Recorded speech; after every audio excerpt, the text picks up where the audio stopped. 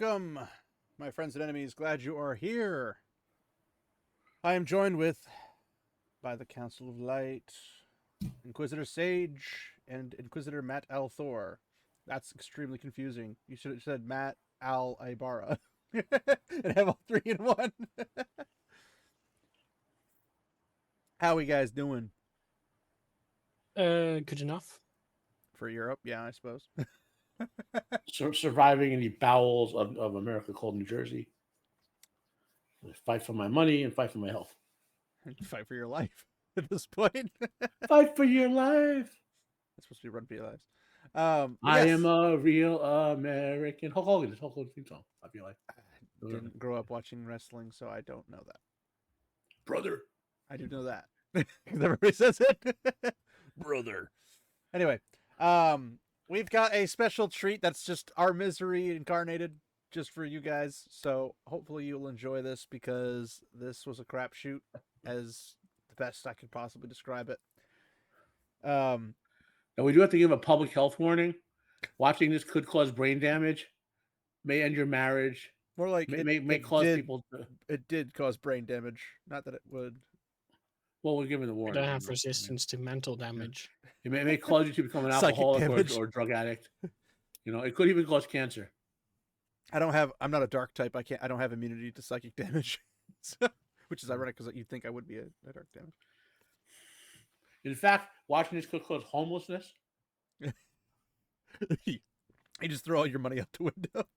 I'm going to be homeless now just to be better than miserable.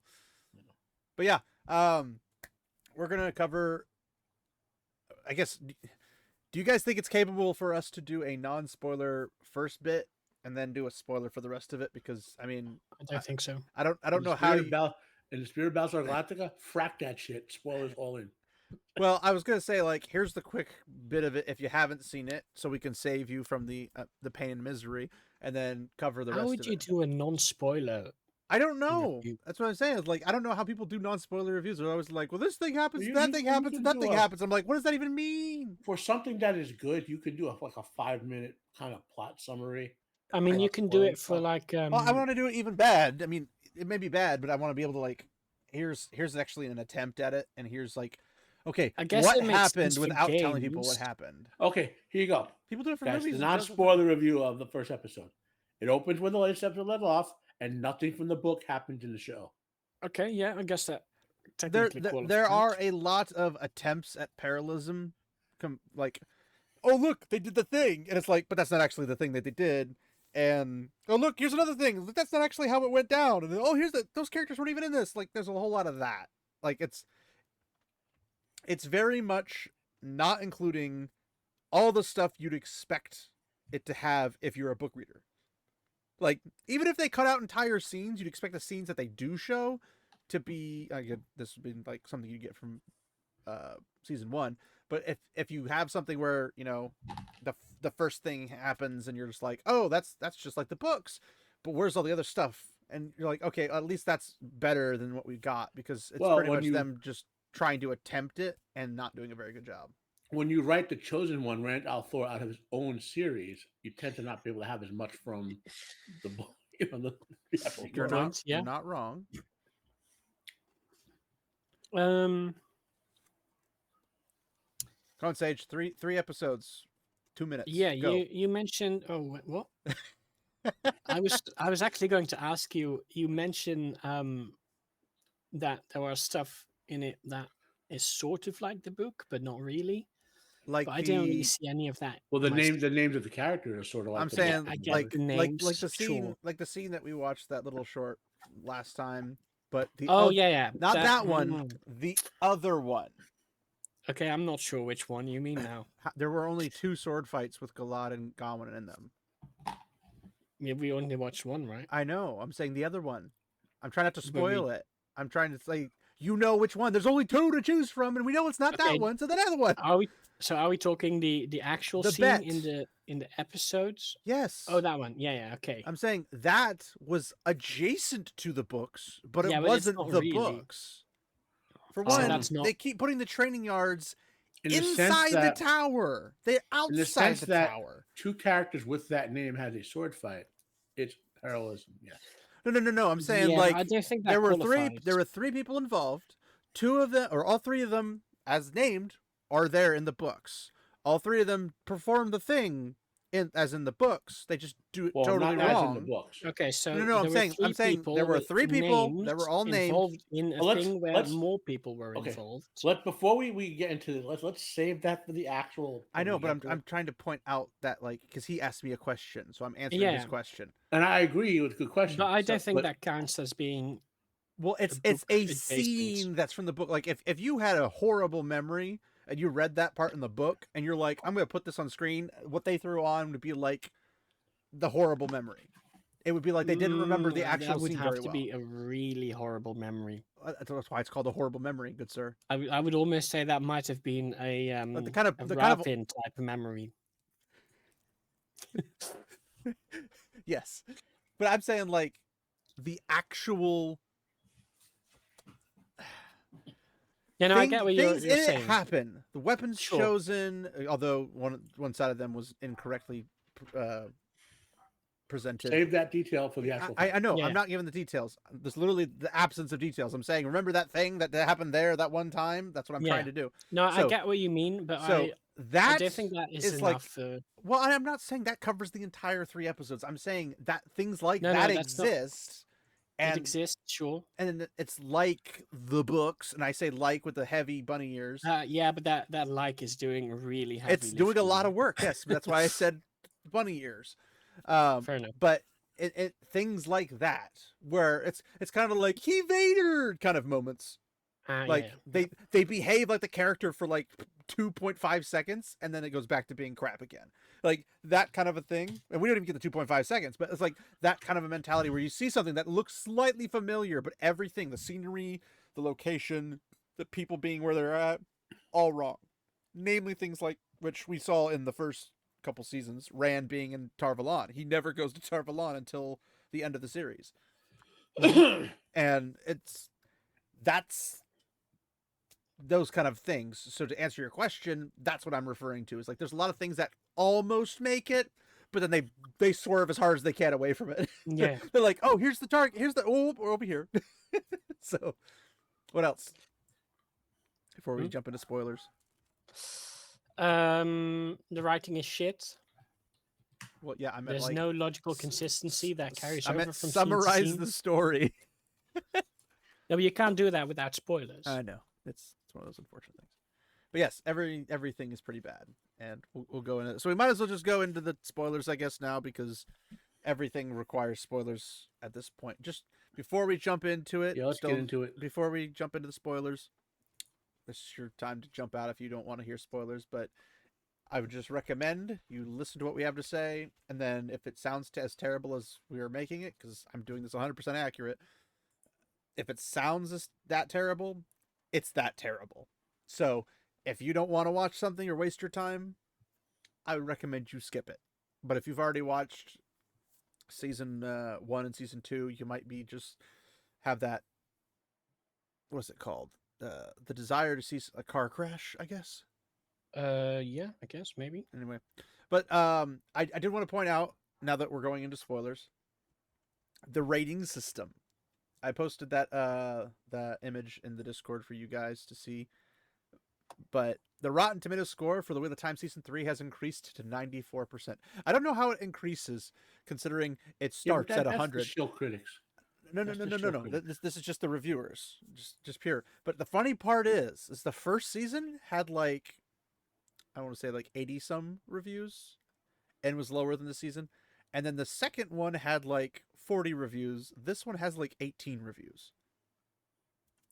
Yeah, but that So all the people who Sage think and I the looked at it. previous one is not good, they just No, I'm saying that They the don't- score is higher, but has less people reviewing it. yeah. Yeah, but And that's because all the people who don't vote high, like people that say, "Oh, season 1, 1 out of 10," I'm not going to watch season 2, and also not review it. So that 1 gets removed from Well, the. that's what I'm saying though, calculation. is that even the people that like the show or like the series, when they're going in to review stuff, there's always a halving of basically of who's actually doing the reviews of it.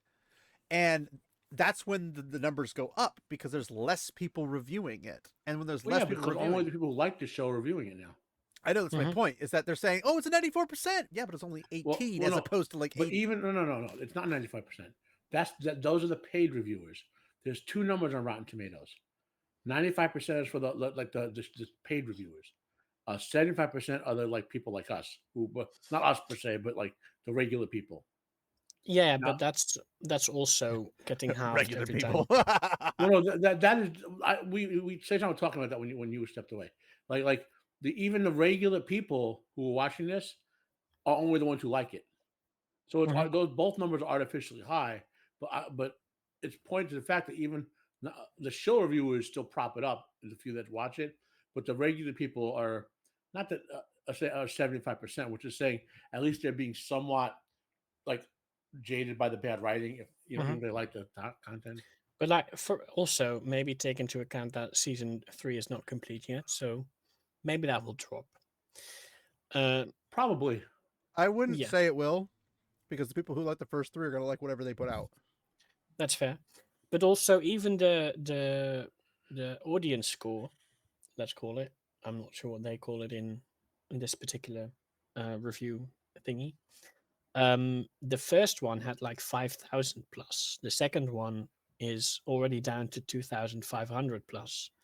And for season 3, I'm only seeing 1,000 plus. So that too is Hmm. much lower. Excuse me, Matt. Do you use Criticless? Do what? Do you use Criticless? What? Criticless? What? Criticless. No. It's like a Rotten Tomatoes replacement. Usually I go to not, I don't even use Rotten Tomatoes because they're corrupt tomatoes. I usually I go to the don't numbers. really look at reviews, to be honest. Yeah, I'll go to like Box Office Mojo or the numbers. Well, Criticless is a place where more base people tend to go and you can like leave master reviews. You could leave links to videos of your own reviews. You could have your own like social media profile, and people can like see what else you've reviewed and everything. It's very popular in our niche of the entertainment world. Right, but that also essentially means it's just as useless as, No, because if you well, don't, to regular people. well, if you don't like something, Because see, like if you have let's two say Sage, sites, you don't like Die one of Hard. them is reviewed by the hardcore lefties and the other is reviewed by the hardcore righties, Well, they don't adjust then anything either. But I'm saying like then if you don't like if you Sage if you you're don't like getting into a biased critic But side let's no regardless. Sage if you don't like Die Hard but Matt likes Die Hard, you guys are going to clash. You're going to give them different Mhm. ratings, etc. It's naturally Yeah. going to be that way. So the more people that wait, are who on doesn't it like will Die do. Hard? In this But if hypothetical we then situation, Sage. separate, if we I've then seen- separate into separate critic sites, then say There are no in this critics in this. hypothetical, This is pure audience. Let's yeah, if the audience separates into separate sites, then one of the sites will say Die Hard 10 out of 10, and the other will say Die Hard 1 out of 10. but that one It's out of 10 a don't exist. bias. Both of those would be biased in Well, no, because because the real version would likely be 7, 8 out of 10, probably, right? Maybe. yeah, because everyone loves Die Hard. Yes, but Because if you have it some see, sevens and you have some eights or even some nines, they're going to change the percentage. It's not going to be 100% no, for I get everything. that, I get that, but the review sites only work if they sort of unbiasedly sample the entire population. It's whoever uses it has a say whether you're left or right. Yeah, So you can say whatever you want. no, I get that. But So if it's the going to right naturally. people congregate on right-leaning sites and the left Yes, people but on left-leaning sites, right people can still have difference of opinions. You could get say that. this movie's great, and I can say that was absolute crap. Like, Sure. it's not going to change that. But you won't get a good sort of representation of what the total population of people think. I'm still kind of stuck on Nobody the thing can that, because that the some total people think population that- doesn't do that. No, I get that, but it's much more accurate if there is a single site on which everyone does their stuff. rather than separating into echo bubbles. And on such a site, Die Hard would be 110 out of 10 all the time. If everyone has their own echo chamber critic site, then there is no point to critic sites. There is no critics on the site. That's the whole point. No, the audience is the critic. That's There what are they're no called. professional. Audience. There are no known professional critics. What you want? The There reason are it's no called professionals. the reason it's called there are still critic less critics. is because there's no professional critics. Right. But how would you But that prevent doesn't that? matter. How would you prevent that? Because they don't get any special thing. They'd be another audience member. So they're just another Yeah. non-professional critic. Yes, they're an audience person. There's an actual legitimate difference between an audience member and a professional critic. That's why in like Rotten Tomatoes you have critics. Yeah, An but they're both audience. still critics.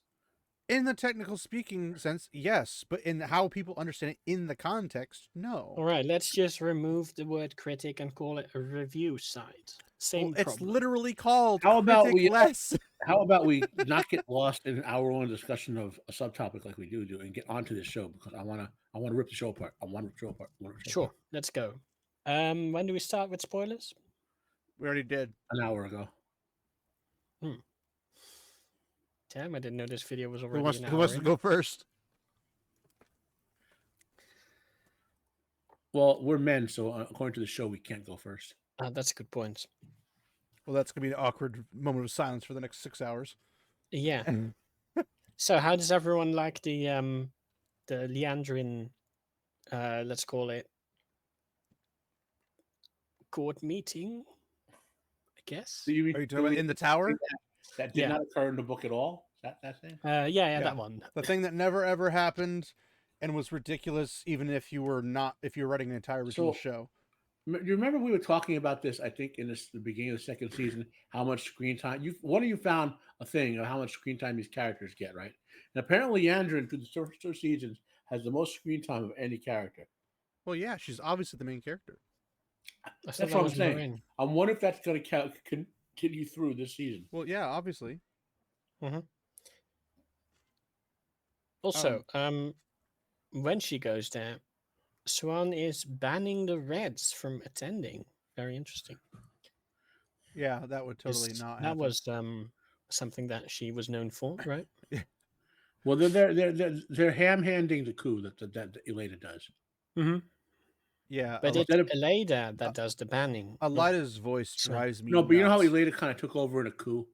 That they're Yeah, I know. instead of I know. having the political plot, which they could have established, and look, I mean, Instead I of know doing good political intrigue, they're doing bad political I intrigue. mean, that I only happens know- in episode 3, right? We're not there yet. I know this show sucks, but the actress who plays Elena could have been born to play the role. Like she is a legit, like she knows how to play a woman. Like everything she's ever done, even the bad stuff, I love her in. I can't like stand she- her voice. Her voice is so off-putting for me. She I was thought like she was cast as Catswain. I thought. Oh, well, Sorry for that mentioning would have that been as word, horrible as that Cat way. is. She would be perfect to play it. Yeah, but whoever exactly, and- plays Cad Swain is gonna kill Matt. So That's true. That's true. there's no escaping Plus, that. But wait, what happens if Catswain is played by an actress that Matt thinks is good? So my name Ooh, is Soraya paradox. Agladushu. Hmm. Perpetual Yeah, I energy know. is what it's She gonna be. she also plays one of the politicians in The what's Expanse. it called? The In Expanse. The Yes. Expanse, she I played never the watched The president Expanse. who was deposed. She also And I works in think plenty of other stuff. everyone wanted her to play Catswain. I think she was going for Cad Swain, like playing for the part or whatever. Oh, but And maybe then they deleted they- her from the show. Yeah. I don't know, but maybe she's like, I'll play Cad Swain, and they're like, well, we have Elida, so why don't you play Elida? Because for all we know, because technically speaking, Cad Swain doesn't come in for a hot minute. Like it'd be a couple seasons Never away. actually. Well, no, they're. I mean, I'm talking in the books. In the books, she I'm Yeah. pretty sure that she's not in like the were- first 5 or 6 books or something like that. Yeah. she's pretty far in. I love this actress in like a lot of stuff. You know, Anyway, I just love how they did the whole thing, right? Are you So talking about Leandrin the 5 accuses- versus the 12, and then the No, 12 I mean versus- the Or are we the, gonna do like a skim through or? the logic in What the kind of thing? conversation there.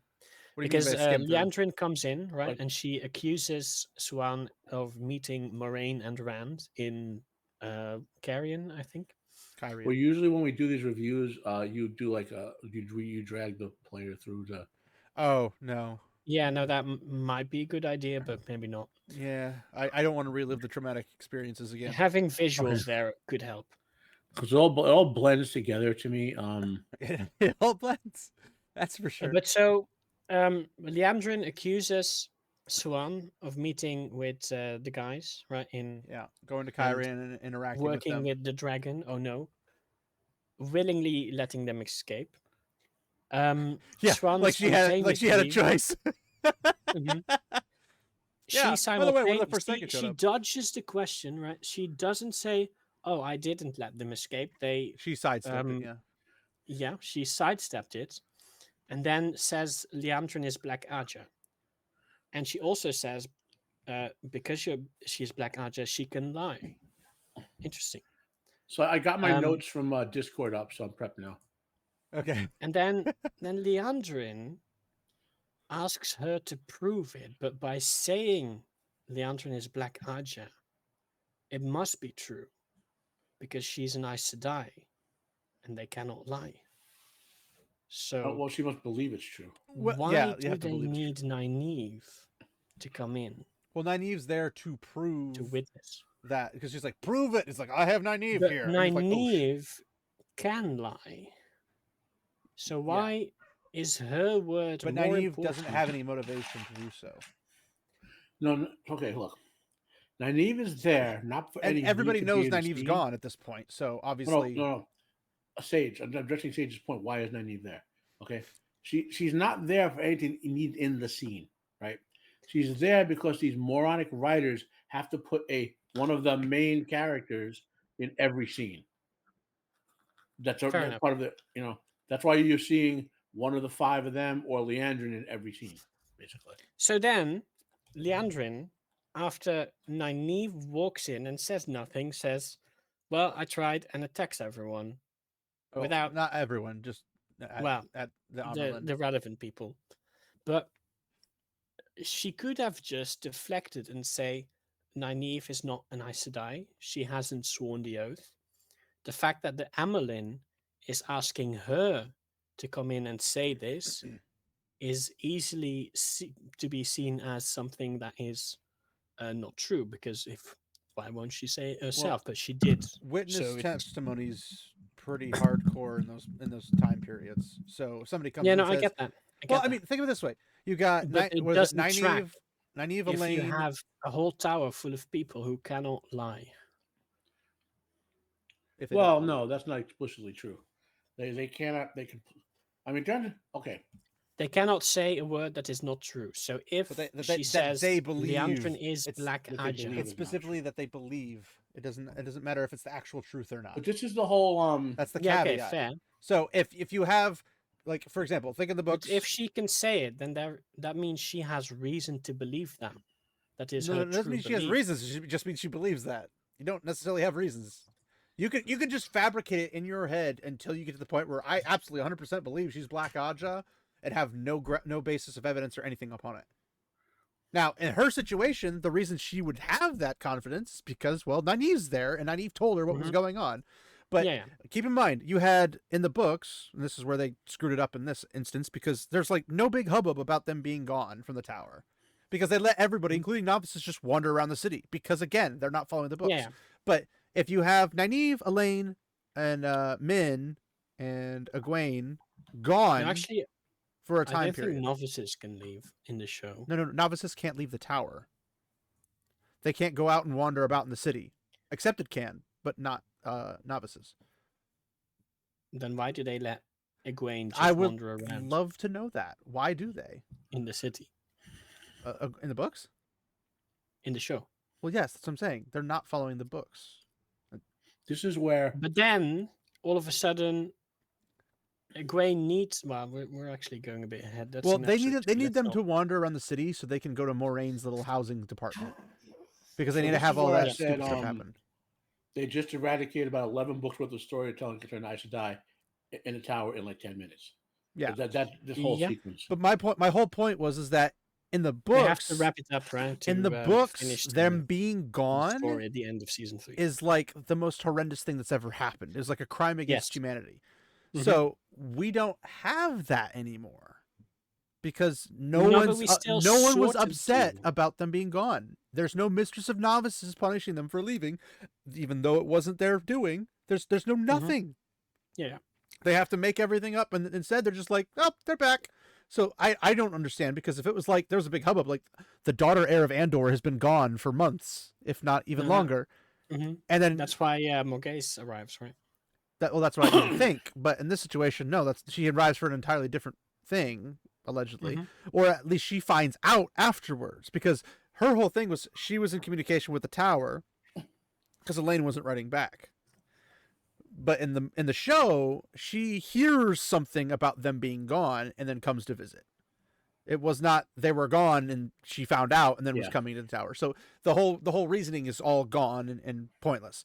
But Also- if you have people who are super important that are just like Egwene and Nynaeve, two of the most powerful potential Aes Sedai that they could have in thousands of years, and then you have the daughter heir of Andor, and obviously, I mean, they're not going to care about Min as much because nobody cares about Min except the people who know her abilities. But 3 of the 4 people that were missing, there's no like, ooh, they were gone. Oh no. Mhm. And Yeah. thus when they come back, everything they say literally has no weight, because it's like, well, we don't care if you were gone. You can go under the world because this tower doesn't care. And I get a feeling that they're going to care at some point in the show to some extent. No, they do. What? They care when they write. They the plot already to it. do. Right. They care in the next episode. Care about what? Novices leaving the tower without permission. Yeah. But here's They the thing: care is for the that sake of the there should of be the a Mistress plot, of not- Novices, and the Mistress of Novices should be the one bringing it up. Yeah. Well, Because they do it's have a her Mistress of domain. Novices. Did the actress die or something? What? There's Who? never been a Mistress of Novices that I'm aware of. What's her face? God.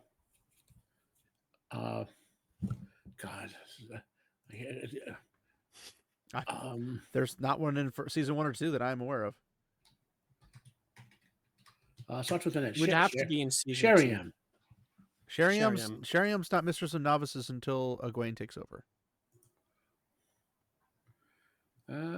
Or no, wait, no. You Sorry. sure? No, I she take is. sorry. She was Swan's mistress. She stops being the Mistress of Novices. Yeah. Yes. We Because we the have actress a die? Sheriam, but we don't have a Mistress of Novices as far as I'm aware. Mhm. And if we did, she's no longer in the picture, at least for the parts that matter, which would actually make sense to have her in it.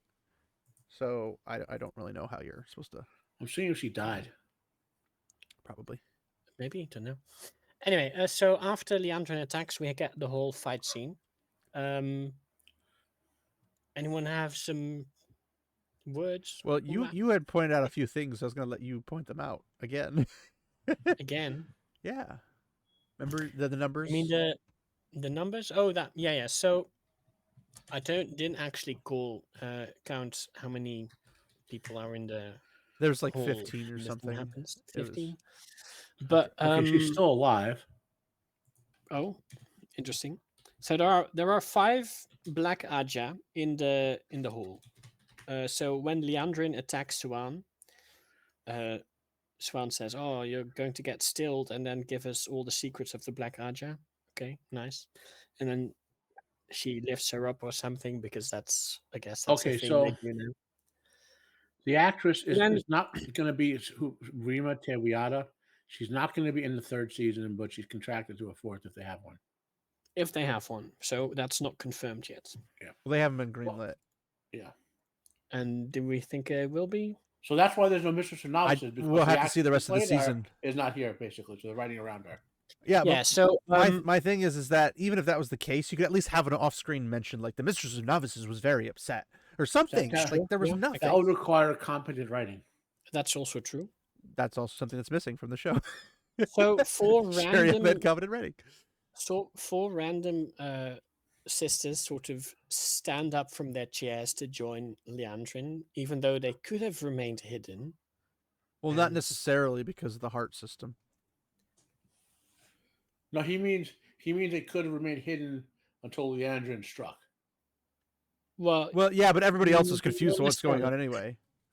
So Leandrin will get captured, right? In that Yeah. case, they could have remained hidden and not alerted to their own presence, and just sort of afterwards secretly assassinate Leandrin That would have been smart. instead of Or giving break her away. out. Either way. But I What- think the plan was actually to go Gonzo like that, like to do a kill Well, as many as yeah, they can. wanted a flashy exit instead of Yeah, no, instead of that's true. Leandrin and the other 12 doing their silent exit in the books. Well, we're talking about the showrunners, right? Not Well, the. well, I know. I'm saying that they wanted yeah. the flashy rather than that silent because there's Mhm. less of them. Because But they took a whole bunch of So in them. total, at that I point, think there that are the 5 writer was go ahead, sorry. sisters, and there is all of the other.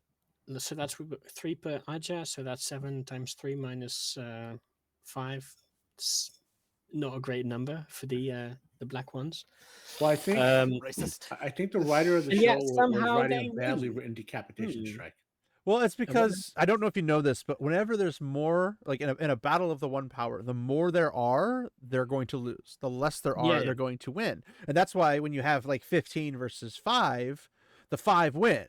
But then when you have the 1 versus the 5, the 1 wins. Is that like the 1980s? And the Ninja one, rules? of course, Yeah, is basically. Alana, who somehow manages to get out of the hole and right in front of the fleeing sisters. And I love when they always like, I caught you now, instead of just like striking like as soon as they see them. Mhm. Because Yeah, also, you can't interestingly, prepare a right? weave if you don't know what's going to happen. If you noticed, so Alana's warders are with the rest of the warders in front of the door to the hole. And when they escape, they blow up that door, but there are no warders there. Everyone is dead in that hallway. There's no guards. Well, that's because There's- the ones that came in, Yeah, they came in, they killed everyone, allegedly, but Alana's warders were also there. they were knocked unconscious. The power of plot You compels you. recovered. They in 2 they, seconds. they were Compels you. blasted by the rocks and stones, so they probably got like a light concussion or Maybe. something. I don't know. I mean, if a body's on the ground and not moving, I don't think they really Actually, care. To get As a bad technical person. about this, So they're going through stabbing every single one of them, mean, like the Aiel would, to make sure they're dead. supposedly, like if we know from the books, the Greens are supposed to be the best at battling, yet Mhm. they get overwhelmed like rather easily. Well, yes, because they're prepared at all times in their heads, not in reality. Because it's not the battle Aja stands ready to fight the shadow, except they have no actual combat expertise, really. They don't. Yeah. Well, like, I'm not. it's the same thing when you have militaries The from presumption different in the places book is around that the they're world. going north to the borderlands to fight the Trollocs with the borderlanders. Yeah, but that's only a few That of them. that's also Well, that's I a always heavy interpret it presumption. as a rotation. The Greens said, "Okay, we gotta get some more sisters some training." Yeah, but Let's that's swap like this squad out that's with that like squad. saying I'm a super powerful person. I'm really good at killing grunts. No, but Like that should who still be cares? more experience. Meaning, like Yes, but that's this not style of experience writing. against other channelers. That's not experience against Dreadlords. It's not experience against Murdral. That's not experience against. I mean, potentially against Murdral. There's They not should experience still against have Grey One or better reaction times Gray Men. than the other sisters on their side and the other side. Oh Training yeah, reduces your Nynaeve reaction on time. channel. She's in there. She tries to channel, but oh no, she's not angry enough. I guess She has a And then- sad, scared face, not an angry face. Mhm. And then She's the- and since the emote wasn't the correct one, she failed her skill big check. point. So Are we And then past the point? the I tower don't even collapsed remember anymore. on top of her, so she's knocked out. Because So, they've mauled the the storyline demons so got much. killed. the styrofoam. Mhm. Are we past the point where in the way the show has interpreted events, where Nynaeve has beaten her block? No, she has not beaten the block. No, I know she hadn't in the show, but the way they're flipping storyline events around. No. Like- She doesn't Oh, break no, her no, block she, till Ebu Dar. Yeah, which book is that again? I don't think Six, it's eight. 6 or 7. I think it's somewhere in 8. there. Yeah, It's when Like- it's when Lan It's meets. rather deep into the story. It's when Lan goes to Ebu Dar to save her Yeah, or to no, get no, back with her and in the everything. book, what I'm saying is, have they pulled story elements from the No. books from even No. past that point so Nope. far? No, Nope. Okay. They're around book 4. Although there are some things allegedly they've pulled from other later books. Like they pulled like one event from a late book and then came right back. Like doesn't make sense. But in terms of what's doable, everything just it doesn't make sense. I don't even Mhm. care if we go in order because I don't want to remember it in order because then I have to relive it. But I do want to point out that a lot of the stuff just absolutely did not happen, for one. And two, it doesn't make any sense. For one, the Black Aja midget. Yeah. Why does she So it's use? Well, dwarves are evil. Dwarves are always evil. Don't you know that? I mean, yeah. I mean, you have to. That's why you take advantage of little people. But when you have, she uses a little mind thing. It's like a touch of compulsion. Why not just kill them outright? Good You question. don't But care. also that whole situation, right? Varian I don't know if you guys noticed this, but they're going goes out of with their some way. random Aes Sedai while saying, "I don't know who I can trust. Let's go to this super secret place that only very few people, like I myself and the Amelin, know about." Well, and Baron says protect- that midget was one of the ones she could absolutely trust, and she had known her Yeah, since but- childhood or something. She wouldn't. She would know that she was untrustworthy if we go by. Well, if you go by the Proper. books, I mean, Varian, she can't know everything because she'd only know Well, two. I guess Book Varen could actually trust her because we know Yeah. the secret of Book Varen. You know. Mhm. Yeah, there's a lot of things that don't make sense. And that- Spoilers, guys. Varen is one of the 5 best characters in the entire series. Yes, Spoilers. Exactly. she's a fun character. But I think if we go to She's the witty, sarcastic one nobody ever understands until like later on in the series. there are only like 6 Well, okay. Aes Sedai This is a side Varian thing, but isn't aware of. Varen reminds me of Jack Bauer from 24, which I'm starting to rewatch. Okay, how Jack had to tread a fine line between doing some very bad things and betraying his allies to succeed in his mission. So Varen's mission essentially allowed the good guys to win. Mhm. Okay. Yeah. But she did it in such a way that she was spoilers. She was a bad guy technically, but Mhm. she was a exploited- bad guy, a bad good guy. Yeah. Wait, what? Well, She was a good like guy. she was a bad bartender guy. No, she's Who a bad guy, but who- she's a good guy. who did a very fine And if you're walk on that confused, line. good. So the bad Maybe. guys trusted her, but she helped like, the good guys win. She, of all people, would be extra suspicious about. Yeah. Well, Everyone. yeah, considering her Everything. standing, she has to be suspicious of literally everyone all the time. Exactly. So she would never go to that secret place with 2 random Sedais. Well, they're not technically random to her because they're both Browns, but Oh, here's another thing. No, by the way. no. One was red because she had red clothing, right? So that's how we can tell. In the show. no, that's not how. So They're they've both Browns. given. Here's another thing I noticed, by the way. And in the show, they are color coded. That's No, they're not. definitely true. Sometimes They've they are, given- sometimes they're not. They've given Show Egwene like the full however was it like months and months she was training. And to with be these- fair, until the new Amerlin, spoiler, until the new Amerlin, most people did not wear all colors of that thing at all times. yeah, They had but, shawls for that, Yeah. but the shawls went away and became everything plus the shawls. So Here's technically another- speaking, you could wear whatever. Here's another bad writing thing. So in the books, Egwene spent a lot of time being trained by the Shanshan, like way longer than it was in the show. Okay. Mhm. Yeah. In the show, they give her that full battle capability in like a week of training, basically, right? So she Well, we is don't more. know. How much time do they skip before the rest of the guys arrive? Yet, well, they sideline Egwene, who should be raffle stomping everyone she encounters in these power fights. They sideline her for most of these episodes whenever the Mhm. powers conflict. What? Like she's there, she's there because she's like in another room or something. You know, like you know where the character was last time you saw her, but they just suspiciously don't write her in, especially in that opening battle sequence where everyone's fighting everyone. Yeah, but that's specifically the Aes Sedai of the whole. Here's the thing: they couldn't have brought Egwene to inside because one, she said, "I'm never going back to your tower." You know that whole stupid line. No, that's only afterwards. I know, but she was outside of the tower. She wasn't coming in. They knew where she was. They knew how to contact her. Nynaeve was back and Elaine was back. They could have gotten Egwene. They just didn't. Mhm. But if they had brought Egwene, she would have actually been there and stopped Leandrin. Because she They has stop some. everyone. Well, I'm saying Based on her she has training. more training, so she would have She been would able raffle to. stomp all the bad guys. Yeah, that's why they couldn't have her be there. Because That's she's what I'm saying. remember that's a Egwene writer is on OP. every They have scene now. they have an excuse for Nynaeve because Nynaeve is OP, but she can't do her thing right because of the block. If she didn't have the block, she would have raffle stomped everyone, and that's the whole point. Is that they're Good like, point. oh, we can have Nynaeve show up because she can't raffle stomp anybody. Makes sense. But again, 15 versus 5, the 5 ain't winning in the books. Mm-hmm. It's just not going to happen. 5 are. Huh? Yeah, okay. It depends on who the 5 are and who the 15. Well, you need 13 to basically take anybody and knock them out. Sure, but that's only one of the 5. And if all of the 5 are One of the let's 5 say, really quick, Elaine, maybe. So Nynaeve, 5 of the Abe, Forsaken Channel. fighting 13 random Aes Sedai. How is that fight going to end? Who do what now? If the 5 were the Forsaken, we'll talk, okay, and the other 13 were just random Aes Sedai, who's winning that fight? Well, considering they're like totally different categories when it comes to training and knowledge. And power, raw power.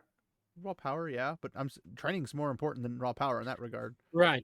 But You could let's put say they we could have- put weaves that they wouldn't even dream of or know anything about into play, so when somebody tries to do something to them, that basically kills them instantly.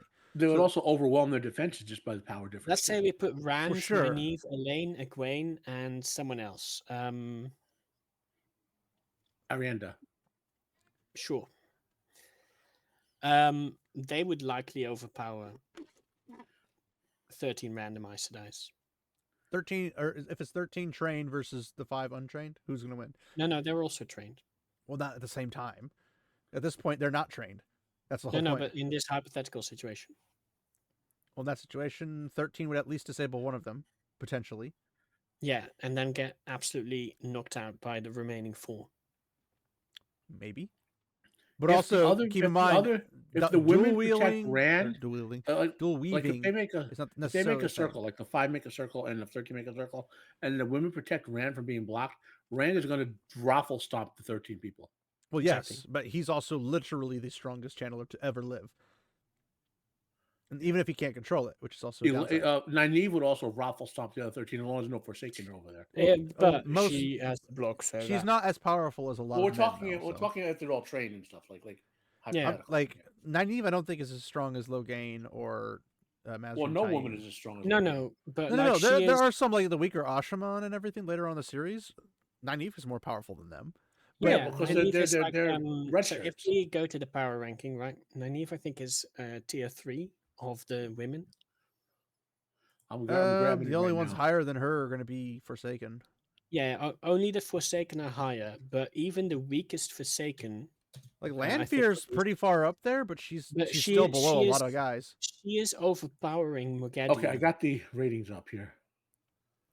So the highest woman is at the highest Lanfear, strength level a woman could achieve. but actually the one... Lanfear, the Alivia, other- and Semirage. Yeah, Yeah. Olivia is pretty freaking strong.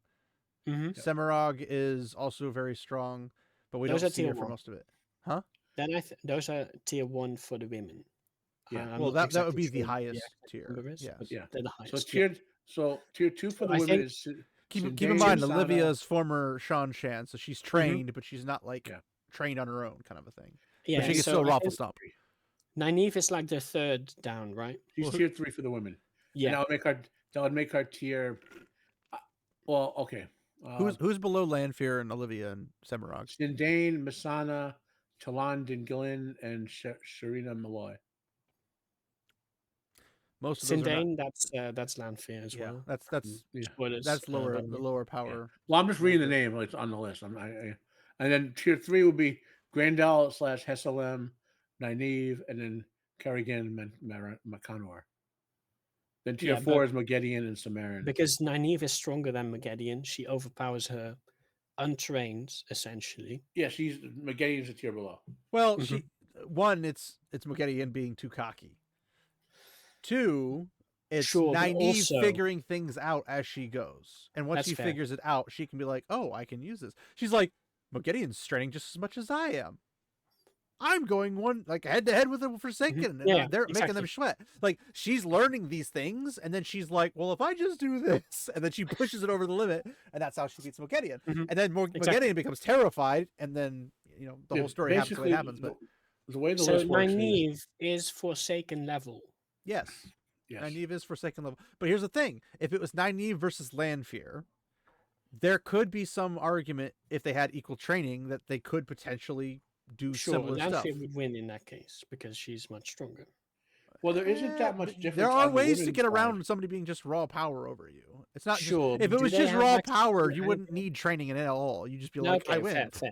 It's like the whole But point there is isn't- that Lanfear it's is the both powerful craftiness. and trained. Well, so, yes, but craftiness is not something that you can train to its fullness. It's always something that can be learned and additional. And if Lanfear doesn't learn a trick that Nynaeve learns, Nynaeve can use that trick to batter Lanfear. Now, I'm not saying Sure, it but wouldn't go the other Lanfear way. is I'm saying that much more. there's at least a conversation that she could at some point.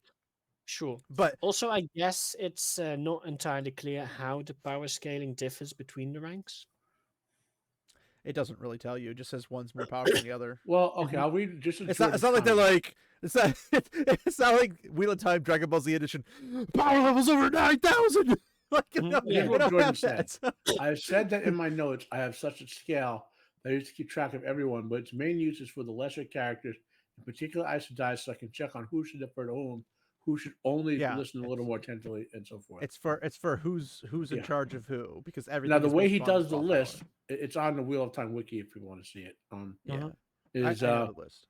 like there's the top 6 levels, but levels 5 are all men, but 5 and 6 have no names in there, which means Jordan probably had some people in the background on that list of 3,000 characters he never named. Because I am going to insist that it's linear, but because otherwise it wouldn't make sense to put the empty spots.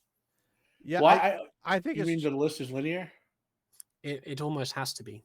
I think it's a gentle curve like this. Like I, a I very- could be I think it's curve. more of a step system where like one step above is this one and one step above. well, is like this one. an Yeah, exponential but curve. steps only really make sense if you do it linearly in that way. I'm not saying you're well- wrong. I'm just saying I think that's how Because this then you have, works because say, all the way at the bottom we have Mogaze, right? And then there's like a million steps. Well, I would And say then it's you get an, to the next one. exponential If it curve. was exponential, the lower ends would have less empty spots, and the upper ends more. Well, I think when you get the big, you know how an exponential curve has the big shoot up when you get close to the axis, right? Yeah. Yeah. So I think that the area under that curve, right, is like from like let's say it's where is Samael on that list, by the way? Just out of curiosity. he I is think 3 or something. he's the second tier. So Second. So Say here's this is the our- ironic. Here's the ironic hey, part. this is our curve, right? So here's Yeah. right because it's easier to show. So the vast majority of channelers are here, right here Yeah. back, and when you only get to the men at the top, then the exponentialization happens. Like I think Yeah. the men at the top rapidly scale away from everyone below them. Yeah, Maybe, but we also, don't I don't have- think that's possible if we also assume that it's correct that Robert Jordan said that the women would be equivalent in power because they make up for it in dexterity. Well, I mean, I think Jordan's comment was in terms of like voltage, so to speak, like from a physics point of view. Yeah, so men have more raw outputs, Yeah. but women sort of are better at utilizing the slightly Yeah. less they Yeah, have. so right? I would agree there. But I think But the if point I'm it's getting at is exponential, the last 6 levels would be like almost if let's say Lanfear has 5 power, Rand would have 600 or so. That's a super big gap. I don't think you can overcome that simply by being well, better at ultimately, using I it. think this is kind of a pointless discussion because That's fair. we don't know the exact like volume power. There is no power level Mhm. over 9,000 system, so we well, can't no, we know. know we could We- tell because We do. Luz Theron, the dragon, and the Dragon Reborn do some things no other character ever demonstrates anything close to. I capable. know, but all we know is that he did more. We don't know how much more. We don't know how little less. Like we don't know. We just know he's up here and there's people Okay, below let me put him. it this way. So I'm saying like from Aside a step from- system would be like, okay, you have your steps and as Also, they the go whole up. thing gets slightly muddied by the existence of the Angriels, right? Well, So the you don't- Angriels I and mean, Saw that's- Angriels are all additional. Like anybody can have them in any combination. yeah, everything everyone gets can thrown have around. them. So That's Rand that's used irrelevant. one almost constantly, Could- right? Okay, let's Well, put it he this way. does while he's learning, but hold on one second. Let me finish my point. So you have the step system.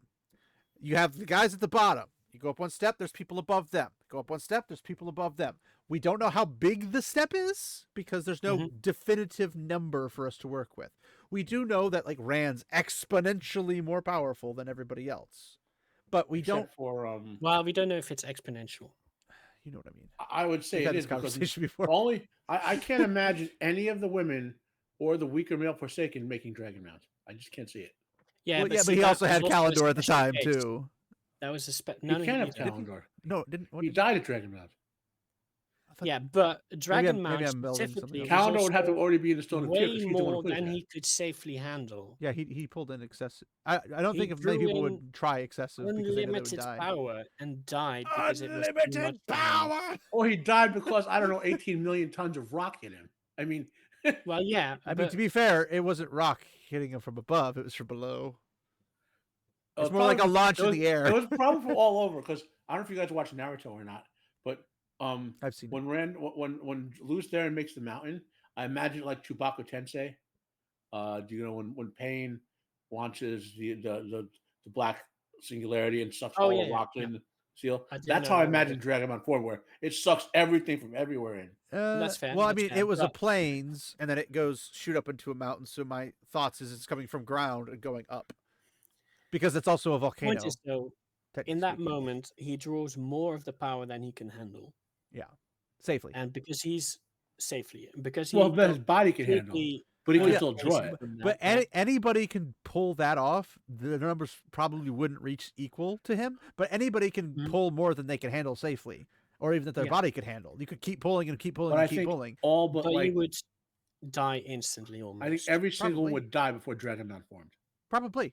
I'm not I disputing think- that, but what I'm saying is that we don't know the measurement, so arguing about that measurement is pointless. Also, all we know is that don't know- Rand's up here and then people below him. That's all that Well, matters. the So argument this is like was, no. this was before the whole power thing got fully worked out, right? Possibly. Well, like I said with his Because quote, this is It the wa- it- first scene in book 1, and only in book 3 or so did he get consistency. in book 3 and book properly. 4 is where he kind of figured out where he wanted to go with it. So yes, I would agree with Also, we don't know if Luz Theron had an Angreal or a Sangreal at that point. that. We just know it wasn't Kalendor. or but- the Choden Kal. Yeah. Yeah, it wouldn't be the Shonen Call because that would have been there. Probably would. Wouldn't have the access keys can- because they got You lost. can Right? destroy the access keys, can't you? Yeah, you can. Yeah, Rand does. No, I meant like from blunt force, like dropping it or something. Oh, I don't know about that. Because they're not made of Hearthstone. So True. Quendiar or whatever. But no, like figuring out the power levels. All we know is that the second season ended on stupidity because Lanfear was terrified of Mogedion, which is laughable. Yeah. That is Mogedion is laughable. 4 levels below Lanfear. Yeah, like Lanfear has Well, no reason Nynaeve to be. can overpower Mogedion, so I if hate the Lanfear is show. afraid of Mogedion, then Nynaeve is stronger than Lanfear. Lanfear should not be afraid of her power wise, but she should be afraid of her because Mageddon is batshit insane. Well, we know Okay, she's that's- even we know compared to she's other Forsaken, cautious she's of gone. her. She's cautious of her because she weaves her webs everywhere, But and not those to webs can mean anything. But she's not like ooh Mogedion, ooh Mogedion. Like she's not freaking Especially out not about it. if she She's like, is just watch out for alone with Mogedion her because in a room. Mogedion has her own plots and plans that she's intertwining into things, and that's the whole point. Is that there's something going on behind the scenes. Lanfear can't know all of it. She knows she can't know all of Oh, it. yeah. but Oh, she I knows. forgot. I But, forgot. but she The knows, Forsaken are immortal, so maybe that's quote unquote. she couldn't just kill her. Well, I mean, clearly that happened. But no, like in terms of like raw power, there's no logical reason for Lanfear to be terrified of Mogedion. And it's also Right. possible if Lanfear is cautious enough that if she does fall into a trap, Mogedion would know that she wouldn't win because we know one thing about the spider. The spider does not come out unless she knows she can win. Mm-hmm. So if Lanfear's not completely dismantled and just like already like falling apart, she's not going to come out there to take the last bite because she knows that Lanfear can just turn and go poof and you're gone. Yeah. So Yeah. Lanfear not afraid. Show she's terrified for some reason, and she even But I think in the show they're all like weak and powerless.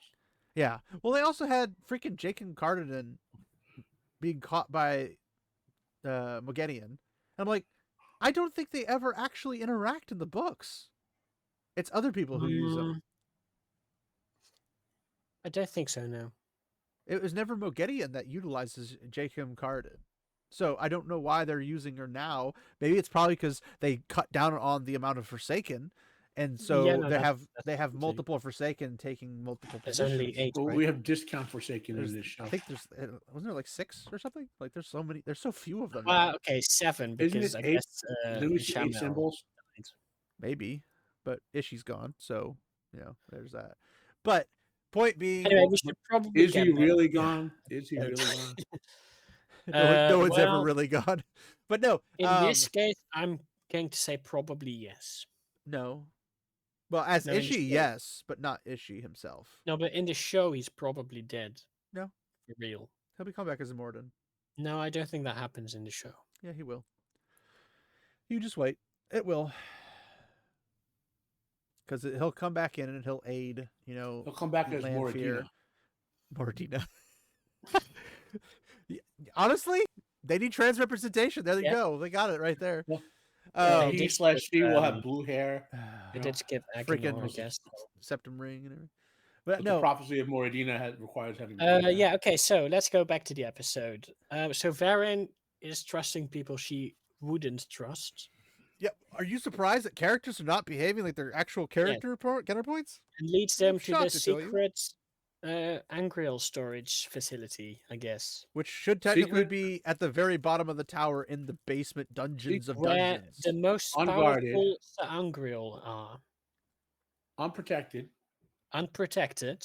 But no, on- Oh no, they went there it's to it's protect high enough themselves. in the tower to be seeing sunlight. That's retarded. Yeah. And it's also hidden behind a secret wall. Which No you one can- knows. In which you can just go whoop like that. I'm like, if anybody can just go whoop and do that, why would you not just be walking around the tower going, I wonder what if I just do this and just Maybe it Open requires a sesame, specific like- weave. but they have an actual door. That's why they put guards on it. It would be smarter Yeah, but if they- the tower did it the way they did it this way, but it wouldn't matter ultimately because eventually the Black Aja would find out that it is a hidden door, Fair. and then they would eventually get that anyway. So it's not like it's a big deal. Mhm. True. But it also Uh, makes everything in that room susceptible to any type of attack or damage to the tower. Yeah, also There's no invisible force shield hanging around it, but I want to bet that they're going to pull that off. I'm freaking Star Probably. Wars. Like, we have to destroy. Um, Bring in the AT-ATs. We need to bring down those shields. Yeah. yeah, That so room that was storage protected place, about as of well as the course, scroll ceiling was in Naruto. was the Angriel storage place. Apparently, I don't know if there were Terangriel as well. I assume so. Well, you know. Everything I imagine. But interestingly, Tiny Sedai channels in the presence of multiple, probably unknown Angriels, which, Not a if good you idea. know the books, is not a great idea. Not the often. wisest decision or course of action. Yes. But she's a dwarf, and they're not wise in the show. But That's- to be fair, you have to be No, this that's you have to not be actually this tall to get hit by any magic spells. Those So dwarves get a wisdom bonus, actually. So no, but you have to be this tall to get hit by any damages from the weaves. okay, no, that's fair because they So, were all. Like, there was stuff it would happening, Cut, it would but it cut was waist overhead. high. It would cut waist high, which would go way over her. head. like off camera, there were about 35 people killed by what she did. They just didn't show it. It's like Also, it cut the the entire memory log tower we- in half. Just went like that and just It's stayed like where that it was. scene. Oh, what was the movie where they're dancing on the boat? The ship was possessed by ghosts across this, and the anchor drops but pulls across the deck and splits everyone in half. Was that The only person Final who lived was the Destination or child something? whose head was lower than the anchor. Final Destination or something? I don't know. That doesn't sound No, it familiar. was a horror movie from like the 90s. I remember laughing. I don't watch horror movies, so I wouldn't know. So remember wait, laughing. what type of? So they're all anchor dancing was on the deck of the cruise ship, and something happened with the Wait, anchor. this is where a cruise ship? cruise ship, and The anchor's not going to be that high up in the air. something happened. There was like a terrorist plot or whatever. So the anchor drops, but the chain slides across the rail of the deck and cuts like hundreds of people in half at Decapitates the everybody. waist. Yeah. Okay, Except so for the how, one child on the deck whose head was below. yeah, that child is traumatized. But also, Well, she was. That was the part of Whatever it. happened to good old terrorists just planting bombs and bombing the entire place? yeah. Also, what type of chain was this? Because to cut someone in half from a chain, You'd have to it be would need to be like super thin. It was. Which- That's one of the reasons I was And laughing sharp. about it. Like it was an anchor attached to a really thick rope or some stupid. I mean, it's a rope. Hollywood and it's a horror movie, so that's a double bad take. So A really thick rope. But just but sort of luckily cuts that's everyone in how dwarfs the dice. But that rope would have snapped at that point. Went up her head and just cut everyone else in half. No, that's with that fair. rope. Yeah. So So then anyway. she does a memory wipe weave, right? Because those exist. Again, why not just kill them? Yeah, that's I Well, mean, because the dark friends have to be portrayed she can land. as sympathetic. How are they sympathetic? We saw them literally cut a person in half in the Hall of the Tower. no, the sympathetic part comes up in the next episode. So Yeah, not there. basically every time we see named dark friends, we constantly see them having like the Aunt Leandrin did it for her son, and Yeah, you know, the anime. I murdered 6 billion people for my and son. gets, Be no sympathetic with backstory. me. It does not work. That's not how sympathy works. They can want sympathy. That's not how you get sympathy. Yeah. Let's see. Leanne has reclassed into barbarian. That's a thing now. That was pretty fun though. Yeah, At that point, why didn't you just go in there and start smacking all of them? exactly. are we still on the So- first episode? Yes, we're We're still in still the on first the episode. first episode. Yeah. Yes. We're still on the battle, I guess, technically. I remember what I said because I was like, well, now begins my dark descent in season 3. WTF am I watching? And then they're like, don't know. Where are you? And I was like, 18 minutes in. It's a Chinese martial arts parody. Yeah. It literally was. And you're like, let's there's a lot talk of chasing about down the that Black Odd I was like, yep, all that. And then I got to the Because earlier we had the 15 Aes Sedai versus the 5 one. And now Alana, who solos. was part of the 15 that lost, solos the rest of them. We need to do you know anybody who could like edit that video and then put other voices in or like audio AI the video? Because I really want it to be like a lot of comes with the why- corner. No one's taking my experience points. Why are the other sitters not doing anything? Like they're just Well, don't you know, in order to be a sitter in the Hall of the Tower, you have to be absolutely retarded. Yeah. You might not know this because this was hidden in the deep vaults of the tower and the books of nobody knows what the frick you're talking about. So they kill like Benders who 4 protect guys, right? Leandrin. In the Alana battle. Technically, she doesn't solo them because the warders that should have died. The only sitter I know that actually dies is the one that gets cut in half. I'm Yeah. gonna look this up. I don't think So there's how anybody they- else. There's that No, and they the one all who gets their head spawn. bashed in. They all get knocked out, right? Except for the one that Yes, gets I'm cut saying in half. killed wise. The one that gets cut in half, yes. cut in half and which- head bashed in. Very Those are the useful two. weave. We didn't see that. It's a shame nobody knows how to counter it. Yeah, and also it's a shame that everyone immediately forgot. I didn't know we were doing Vankian casters, right? But no one else uses that ever again. Yeah, well, there's a lot of things they And don't when do did they again. learn traveling? They didn't. So that they've always been able to just do it. No, this is just bad editing. Oh yeah, you're talking time jumping. Yes, No, one of them opens a portal. I know No? Lanfear does. The No, Ravine and Samael do. When is this? Oh, Could that's you Ravine. show- So I think this is Varen. Because they have the shields, right? The portal. No, that's the secret storage place that she's making the wall go. Oh, away. it looked like to me like she made a hole in like the port. Okay, She did. Okay, now yeah. That's the door that they should have there that they eventually put guards on that eventually get killed by Masana or Lanfear or somebody to get them in or whatever. I don't remember. But I think it's Masana.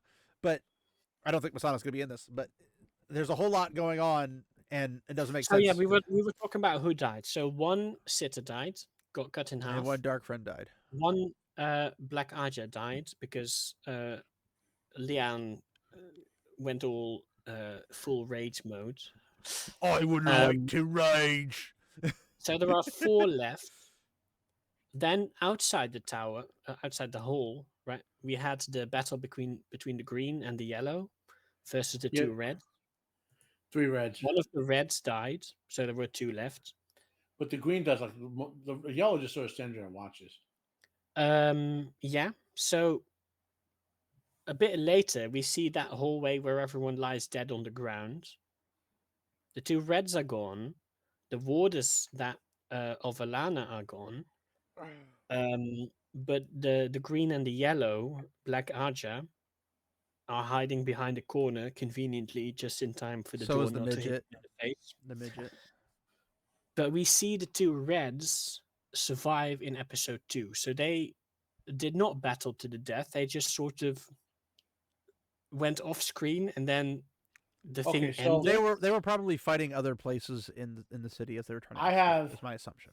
I'm watching the episode on the side here. You poor So you poor sweet summer child. Dwarfs to Die does take a figurine, so that could be Yeah. a totem pole. Well, yes, Could be. but the Shonen Call shouldn't be in the tower anyway, but that's a different story. Well, I think they're cutting stuff out. Shocking. Not even doing it the right way. Well, Because like, they I end think up going Rand- to Ruidian, where the Shonen Well- Call are. because she's taking Dwarfs to Die goes to Tenchiko, where eventually Nynaeve goes. She gets the female totem pole, right? Rand gets the male one from Ruidian. You want to bet that the Mhm. Shonen Call is what breaks her block? Sure. Of course, not. Don't use the Yeah. awesome scene in the novel. Not at all. Well, Mhm. yeah, but that would show that she's weak, and we can't have Nynaeve being shown as weak. Okay, so death count. We have a bunch of warders, one sitter, Honestly, I don't even care at this point what the death count one is. dark friend, another Yeah. sitter, No, this green. and just then killed outside, everyone. Alana kills Has 3 fabulous others hair. Is the one with on her own. Marilyn McGolfin? Or is that her name? I don't know who Marilyn McGolfin is. She's the one with like the white streak in her hair. One of the black Jaw guys. I thought she was that green that came to the front door and blasted it Maybe. open. I don't remember. Also, why does what's her Marilyn face? McGolfin, I think. I can't remember his name. Leandrin's right. Leandrin's keeper. Leandrin's keeper? Even Oh, the yeah. whitest keeper? Not Leandro. So, Alviarin? Leandrin is- Alviarin. um, Alvaria. maybe? Why does she do kung fu with a pole and no the Aes Sedai does? Oh, that's you're Leanne. thinking Leanne. Leanne, yeah.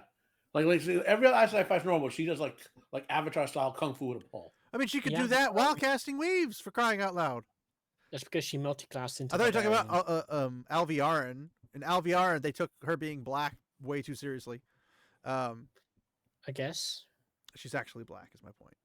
Like she's literally like I don't dark know black. which one is Alviarin. When the show. when Egwene goes into her arches.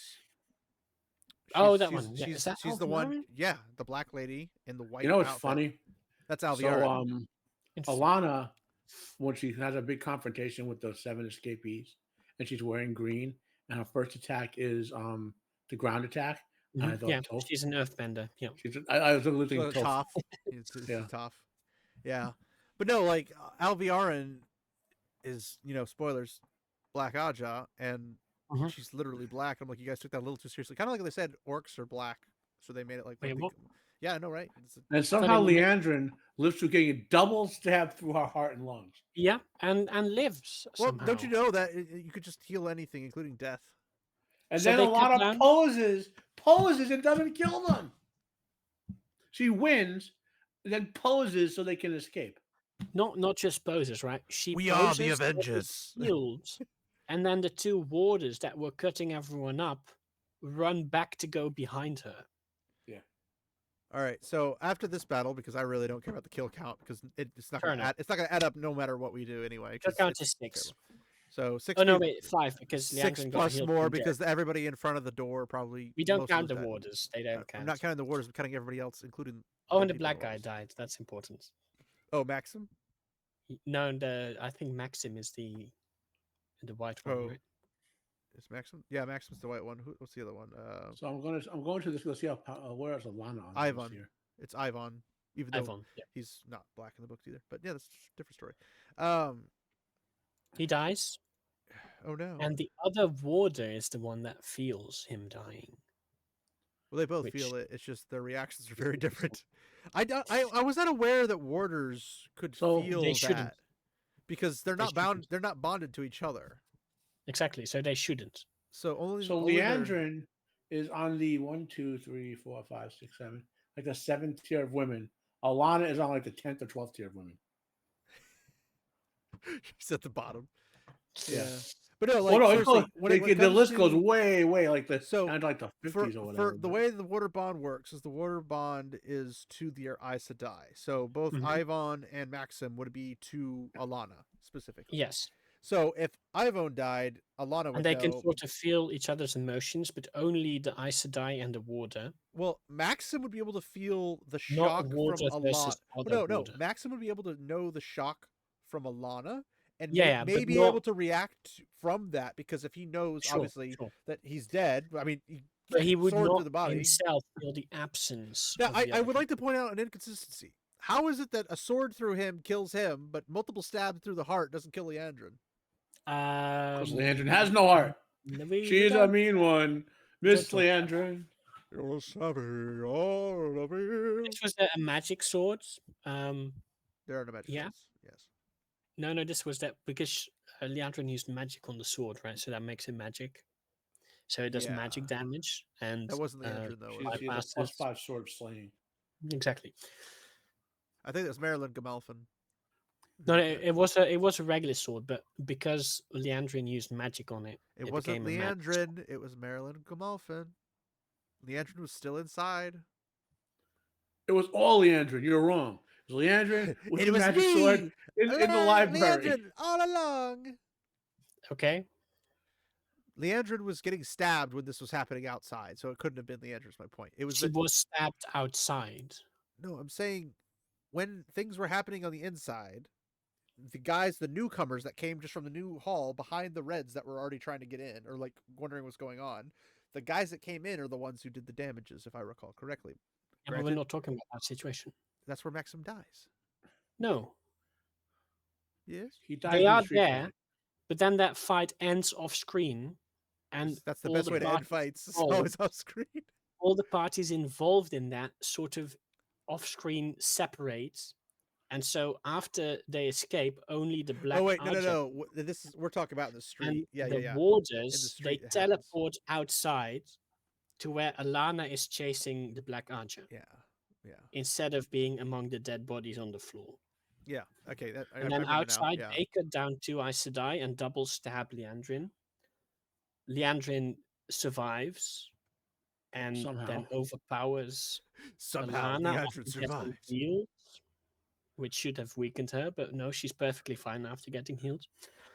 And then she they throws use the one power to heal. They don't actually use the body. One of the swords is dropped on the ground, right? And she lifts it up with magic, and then poof. Because striking it with fire or lightning would be too much work. Exactly. That's actually what I wrote down in my notes, right? Why didn't she use the neck snap weave that they used on Swan's escorts? Because she's Leandrin.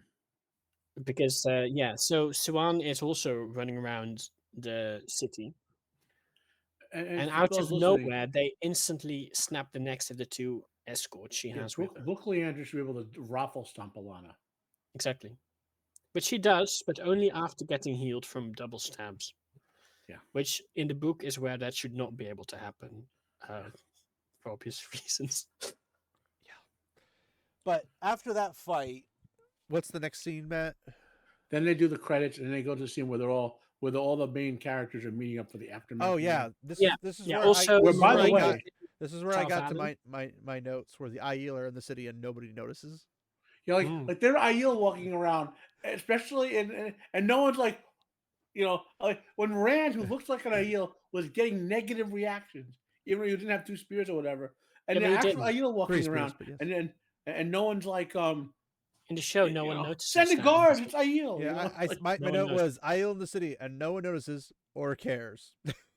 And I put and Egwene dresses like Book Min, so she's wearing like the breeches. Oh yeah, I wrote down.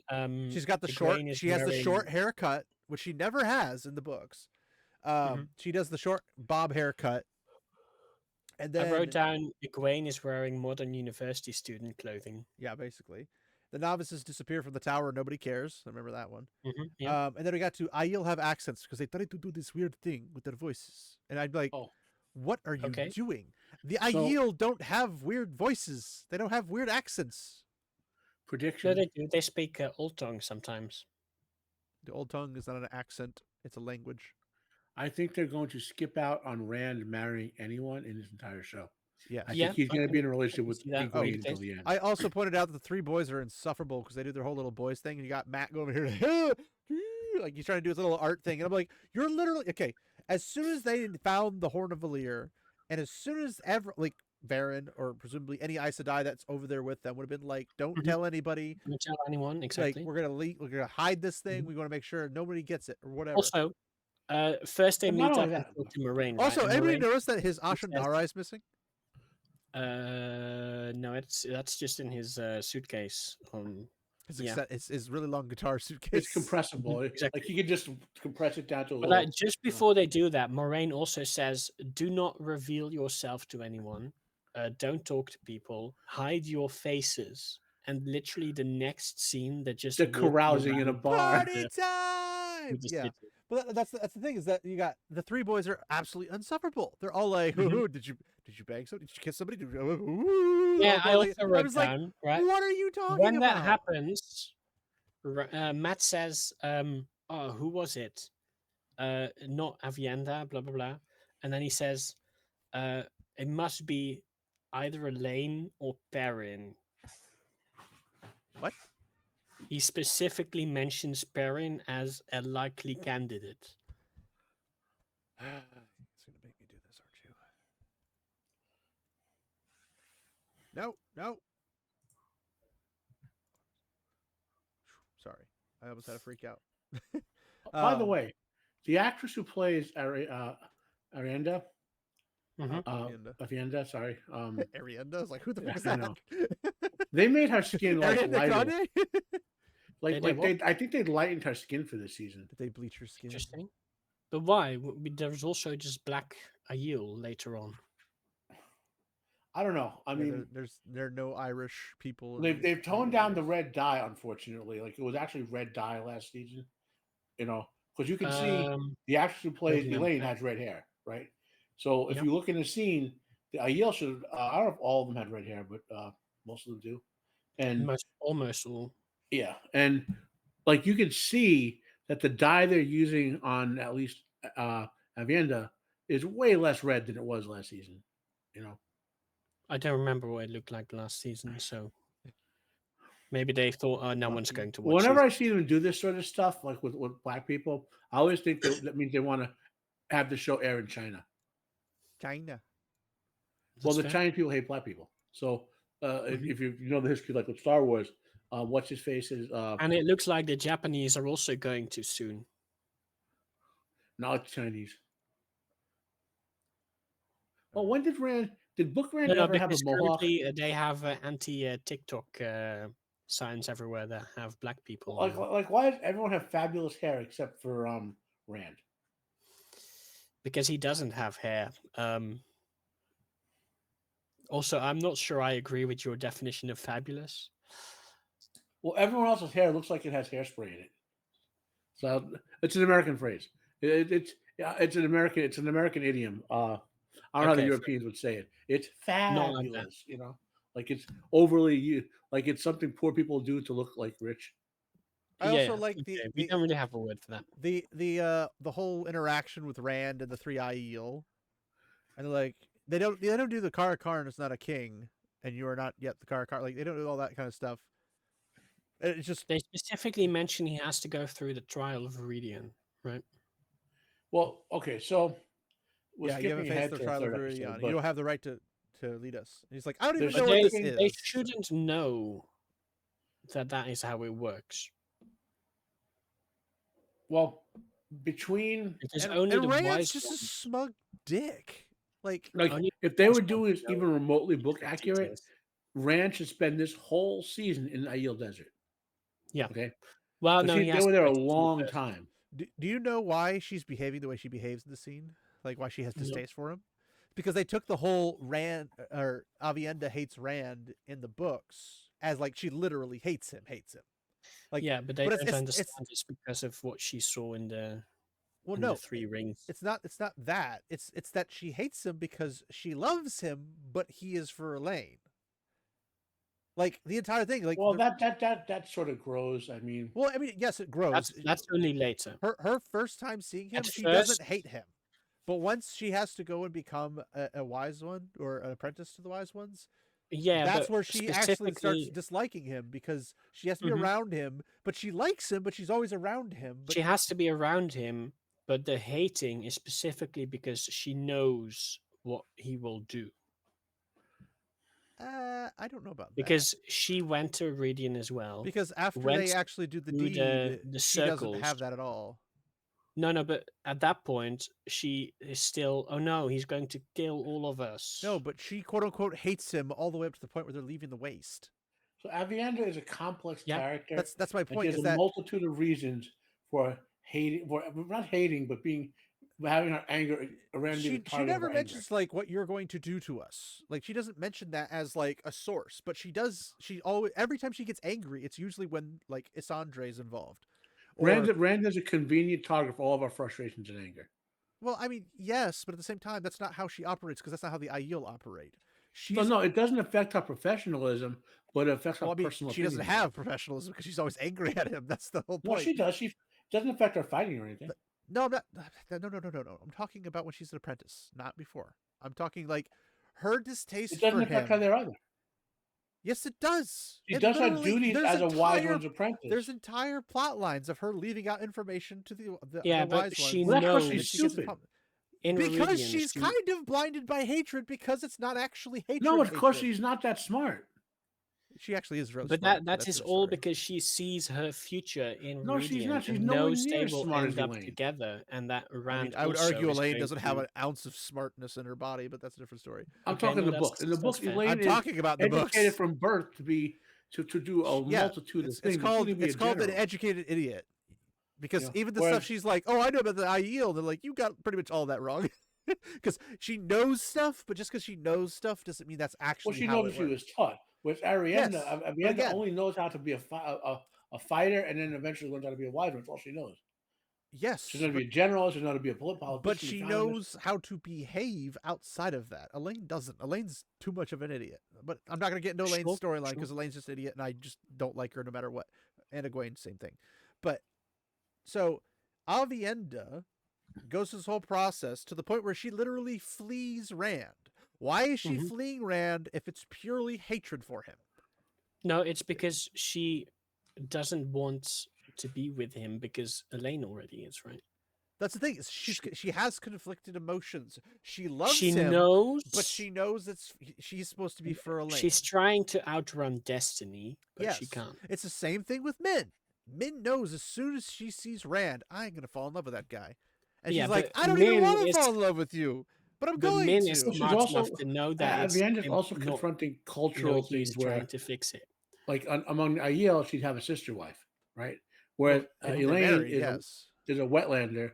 And regardless, though, she blames Rand for the whole situation. Well, of course, everybody does. Yeah. Because obviously he had a say in this. But no, I'm saying like, okay, so Avienda is like, you're meant to, like, you belong to Elaine. And he's like, I don't belong to anybody. And that's kind of the whole thing. It's like no one's like, he's like, Elaine's been like, one second she's telling me sweet nothingness, and the next one she's telling me she wants to rip my head off.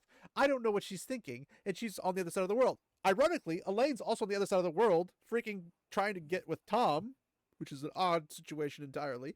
And she's like, she was drunk, right, at that point. Not all the time, she wasn't. But that's okay, fair enough. But half the time, at least. And she's trying her wiles on him because she's practicing for Rand, even though Nynaeve keeps calling her out for it. And he's like, but Tom's here, and Rand's all the way over in the Aisleway, surrounded by maidens throwing themselves at him. Like, literally, that's stupid. That's Elaine. That's how stupid she is. But it's like, for one, you don't know anything about Aiel culture, and then the things you do know are wrong. And if you think that's one of those things you know, you're also wrong. That's not how maidens operate, which you should know because you saw the maidens. But what's Elaine's only exposure to men in the Two Rivers? Matt, who's sleeping with everything he can find.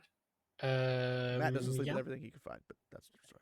Pretty much every time we see Matt. In the show? Oh, yeah, in the show, maybe. No, in the book, every time we see Matt, he's in a new inn looking for a new chick. Well, he's looking to dance and steal a kiss. Oh, come on. No. We're not playing the implication game. There's no implication. No. There are no implications. That's the point. That's the PG version of he scored with her later. No. There's a lot of times where he just like leaves. He goes in there, he dandles the last on his knee, and then he leaves. She said no. So he went on to find another chick.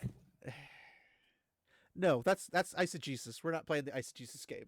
There is no eisegesis in this. Anyway, did anything else happen in episode 1 other than the end? Besides Egwene being like, I'm not going back, and Elaine, enjoy your last day of But they freedom. talk a whole bunch, and I don't really remember what they said. The three Well, boys being we have stupid. Lanfear co-opting Moraine. Oh, yeah. Lanfear walking in with a black and white striped freaking cloak, totally not standing out of everybody there, and then just Mhm. porting up top, and then Lan and Moraine going, Yes, oh and no. then Lanfear plots with Moraine to do the bubbles of evil, right? That's the last bit Well, of scene. Lanfear sets it up so that they could leave, basically. And by the way, your sound was still on. See, that's his opinion of the episode. And then we get the cool, like, I was thinking, okay, once we get into Egwene's arch trip, the whole episode is going to be an arch trip like it was with Nynaeve, which was the only few good examples. Yeah, no, I was thinking that as well, but they just only did one. They spent more budget on the outfits that they wore in that one posing scene, the three of them. But see, in this case, the outfits are terrible, no matter how you look at it. Egwene does the trial, and only then is she allowed to leave, right? Well, no, she's not allowed to leave. She just leaves. She's No, like, they left I'm it, leaving. so- I've got what I want. Well, and no, leaves. they cut it off. Like, we don't see the rest. They're going to show the rest of our trips in like flashbacks. That's what I Maybe. took to mean for that.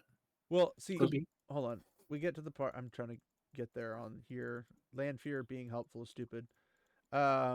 Blah blah blah blah. I don't need you guys in your White Tower because she shows up. Oh, here we are.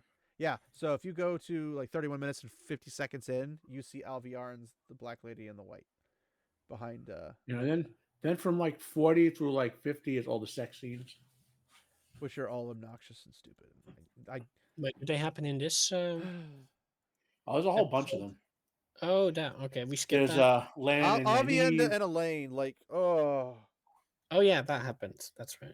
Oh my gosh. Okay, I'm going back to my notes. Everyone talks like a modern person. So I don't know if you guys noticed this, but I heard a bunch of okays. No, not even that. Like, I'm talking like they talk really fast. They're talking like this because they have to get things to say out. And you're just like, why are you like? That's not how people That's talk. not how modern people talk, though. No, that is because that's something that you wouldn't hear in a medieval or Renaissance time period. This is something where you like. If I was to go into a place, it's like, hear ye, my fellow friends and men and women and blah blah blah. Yeah, like, I'm speaking. No, I'm saying that's how you speak in a fluid, but like normal, slow pace of conversation. Not hear ye, friends and men, because that's gonna. It doesn't. So sound whatever right. language they're actually speaking in the right? future is not any language we have today. And that's so the example you just did is not an example of casual conversation. That's an announcement type voice. No. I'm saying just in terms of just how they communicate, the speed at which they talk is sped up because it's like they're trying to rush the lines. In the modern time don't just rapid fire words. It's not an ancient time, which means it's a modern thing. If you don't communicate that way prior to modern times, it's a modern thing by definition. Yeah, but it's not a modern thing because it doesn't happen. We do that. I'm Sicilian. I know. I talk really fast if I want to. Okay, so but it's Sicilian thing. No. Not a modern thing. I'm saying that if you were to talk to somebody, whoever it might be, I just someone and somebody together. That was weird. But if you were to talk to somebody, I said, hey, Sage, how's it going? They're like, hey, Sage, how's it going? And you're like, that's not how people in that time period would talk in that fantasy setting. That's not how people talk right now. No. Okay. Science time. So I talk to people every day that talk like that. I don't know what you're smoking, but every day that's like that. The language center of the brain has remained unchanged in humans for over 150,000 years. Okay. Yes. We all talk the same, just in different languages and different customs and different idioms, no matter what language you're speaking. So the example like you're giving of the speed up, that's a disconcerting thing. That will be like kind of like what we told before, where remember I used the that's fabulous and you get it as a European, right? The whole reference. No, but that was a different idiom in your culture. So there are cultures where people talk all the time really fast. Don't rapid fire speak. But there are cultures. I can understand somebody like Japanese speak. who, like Asian countries in general, speak really fast when they're speaking in their normal tongue, and I'm sitting here like, I can't go that fast. in your tongue. I can go that fast in my tongue, but I can't go that fast in your tongue. But when you're talking to We somebody, don't normally speak that fast in English anyway. no. Okay, if you have a heavy, I guess say normal. I experience this literally every day. I don't know what you guys are experiencing. Maybe you're not paying attention. Maybe you're not as analytical as I am in that regard. I don't know. But when I people go, just use normal speed to talk. maybe that's what you're hearing. But the only reason I even brought this up was because I could tell this is not natural for the setting they are Yeah, in. okay, sure. The show people are not using normal speaking voices. They're not using any voice that would fit the setting. Period. They're But see, all the thing is, okay, doing weird this is stuff. my But it's just because they speak fast in the show doesn't mean that that's a modern thing, because people in the modern day speak fast. I'm saying it doesn't fit the setting, Because they which is an don't. older setting. It doesn't fit. but it's not an older setting. It's the Renaissance medieval period. It's a future setting. It's a cyclical period setting, technically speaking. But I'm saying the period in which they are allegedly in is the cycle of medieval to Renaissance period. Sure, but that doesn't fit any specific circle other than the one that you apparently move in. What? The setting, the speaking It's a fantasy setting speed. in Yeah. which people. Okay, it's like going into the medieval period and saying "thou." That's not something we say now. Pun It's intended. not something they did then either.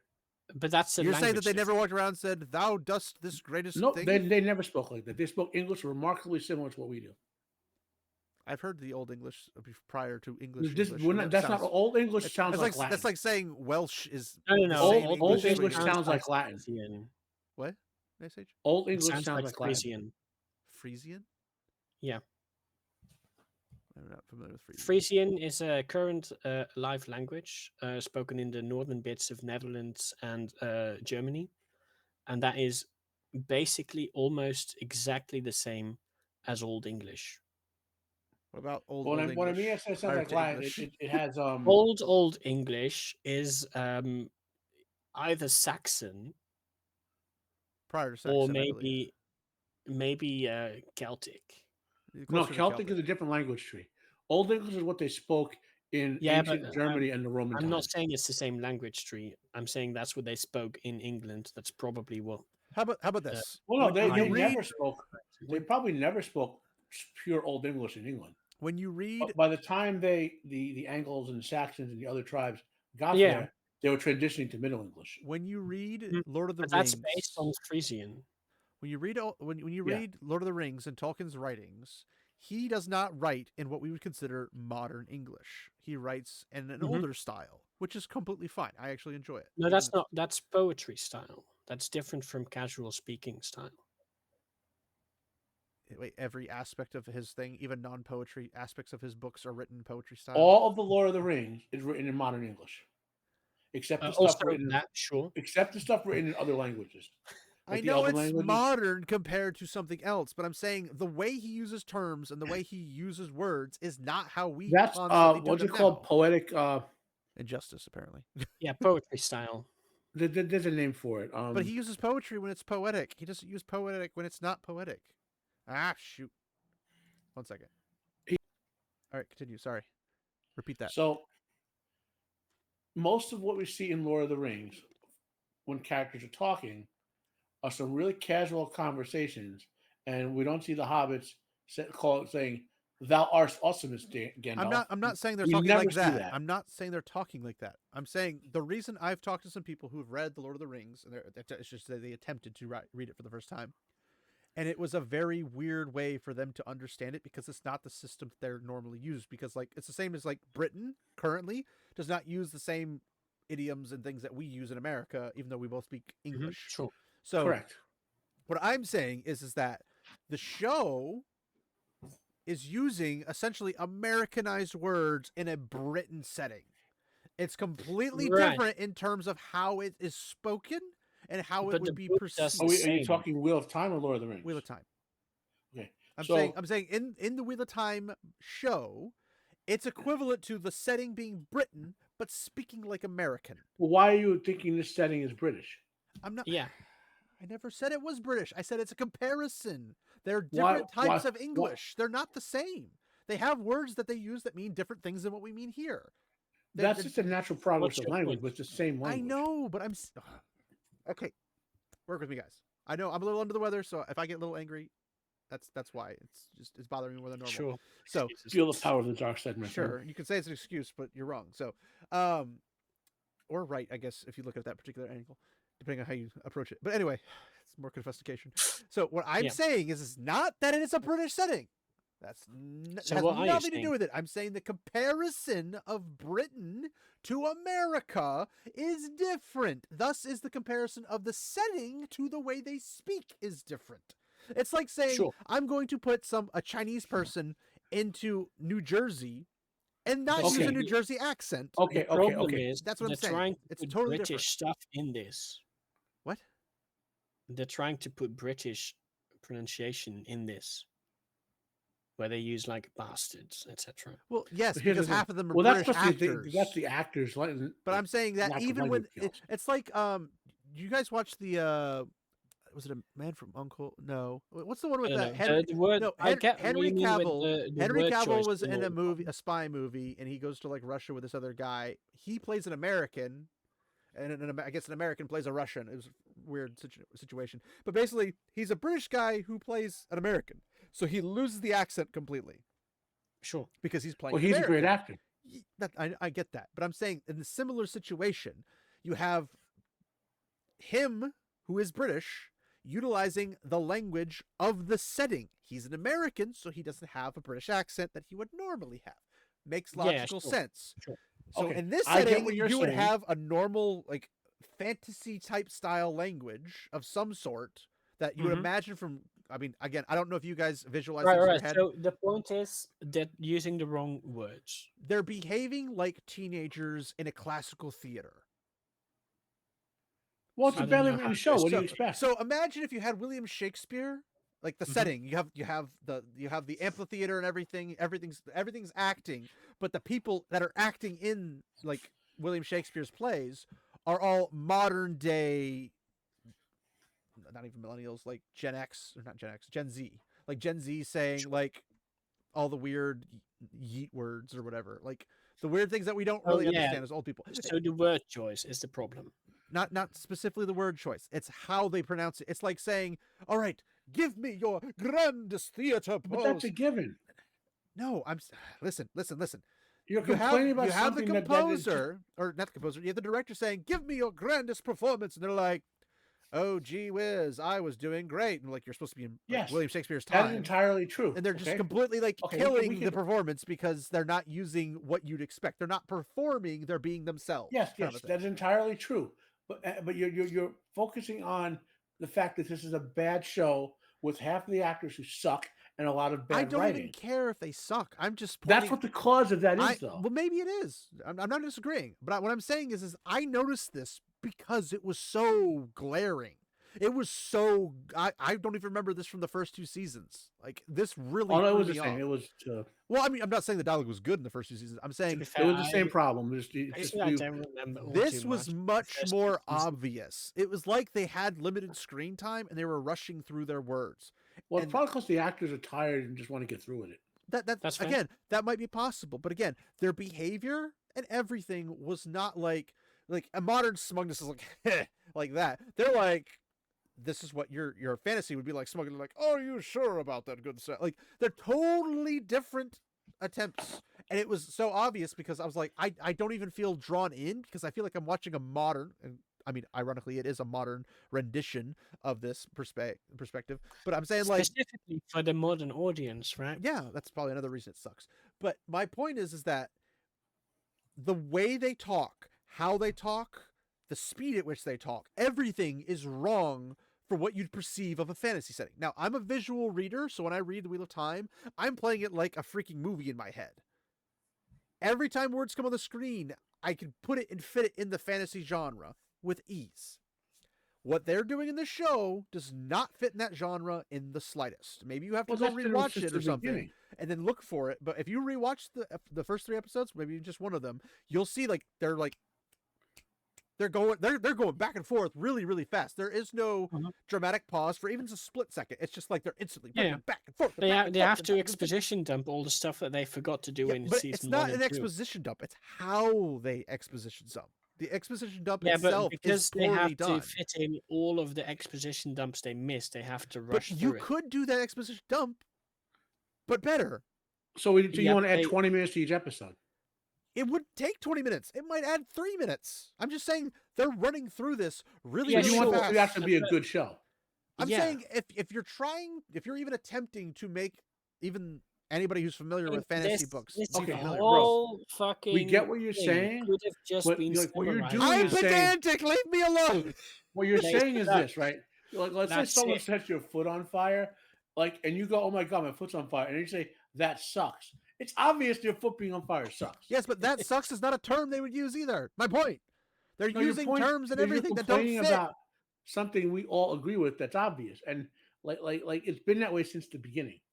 And again, I don't remember this from first season or second season. It could be Because there. because you suffered. Did we give you the nerve damage warning at the beginning? I mean, while I watching did episode? I did black Good out most choice. of the first and second season, so I don't have to remember it. Fair But, enough. but when As I went through it, mentioned, I right, didn't you notice have it some enough. mental damage. I mean, so, if I weren't on this entire chunk of medication, these episodes could kill me.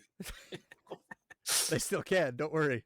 You know, But luckily my so 5 heart pills that my doctors claim I need I are also preventing me from I also had ads pop up, which was annoying. And then I pointed out that Lan doesn't have his blade. He's using just a Yeah. random forgot. sword. It was Oh, like, he's I gonna- don't he's gonna go on a feel journey, he's gonna find- worthy of my father's sword. I'm like, He's well, gonna who's find gonna the feel sword of worthy? Malkier in a stone somewhere. I am Oh, king. yeah. I am King Arthur's land Almendragoran. Lan's gonna go on when Lan separate when eventually they get to the.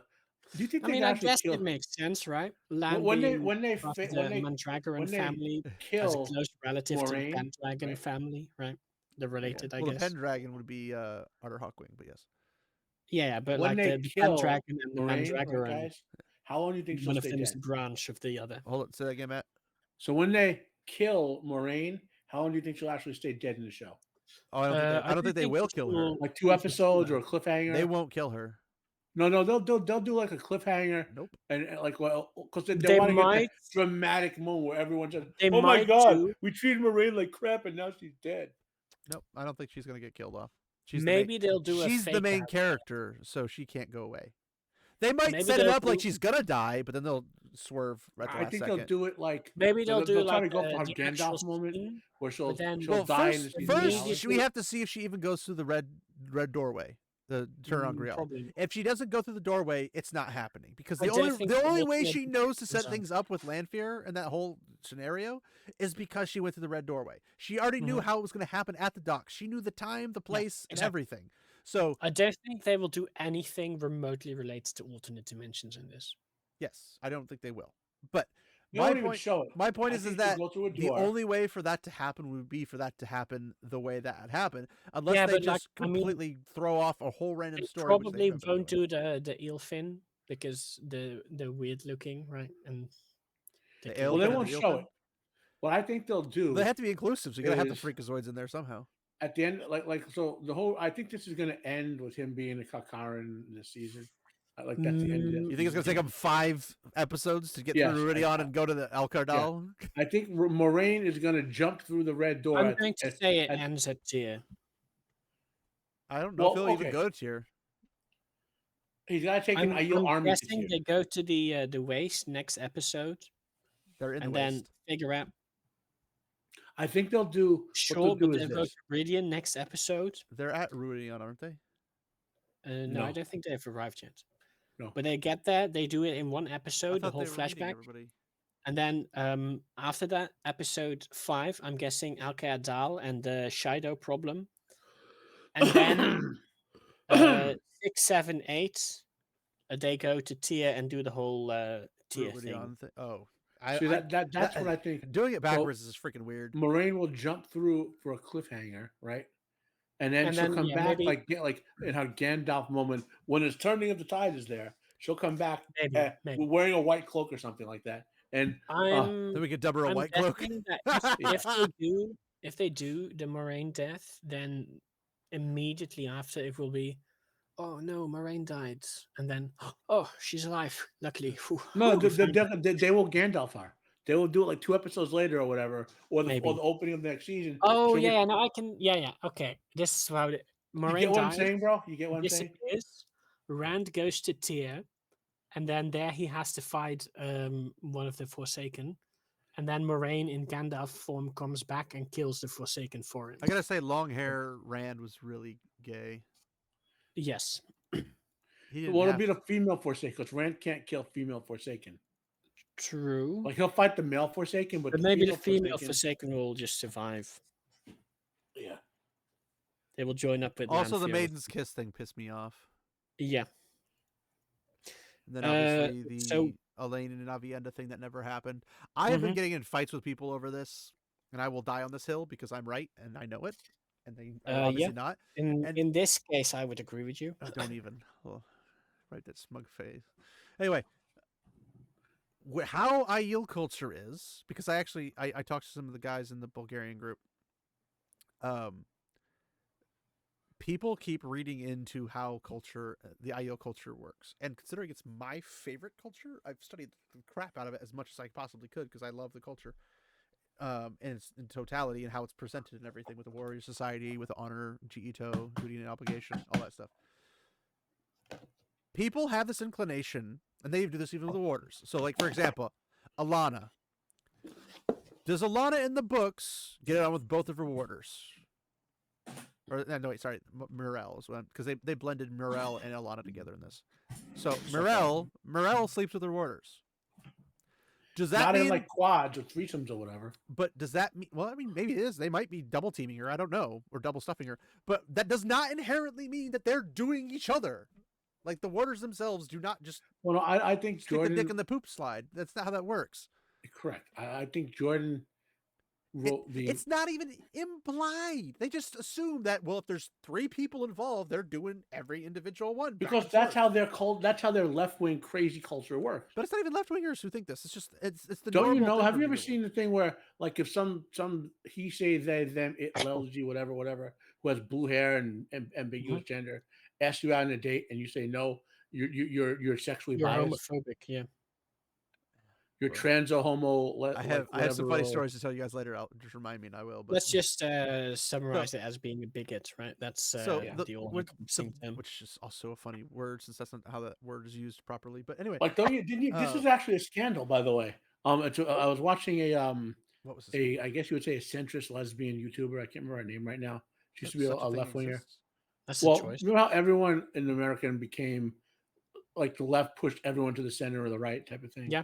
Mhm. Yeah. So, and she's been on Tim Pool and she did a video where there's a big breakdown in what you call lesbian culture, where now there are lesbians divorce rates because the majority of lesbians won't sleep with trans women because they're not women. Well, yeah, There's there's infighting in the LGBTQ plus group. Well, what Is this the happened person is- that did the dating site where you weren't allowed to do the trans thing? Or is that a different situation? Well, that led among other things to a lesbian I think dating there's site where you multiple had to be a woman. parts that do that. It's Yeah, Yeah, not just prove one you're a simple thing. biological woman. Do you have le dick? It- You are not a biological Yeah. woman. Didn't that get So- cancelled? Circling back to this horrible show, the people who are writing this are so far on this left that they think everyone, like a warder, like if you have 2 male warders, they must be sleeping with one another. So Or this- that Aiel's sister wives must be sleeping with one another. Also, with respect to specifically Elaine and Avienda, we knew that was coming from the very beginning before season 1 even started, because Rafe on Twitter said, with regards to Rand's romance storyline, oh, I'm not really interested in polygamy, much more so in polyamory, which, of course, means everyone does is with everyone. So So we knew this was coming. when I mentioned eisegesis, do you guys know what I'm talking about? Exegesis? No, of Eisegesis? course not. We don't speak Latin over here. That's not Latin. At least, well, It's maybe derived from that. that's not how I'm not talking that. I'm talking about like what it means, like the source. It's a Latin derived word, yes. But do you know what it was from?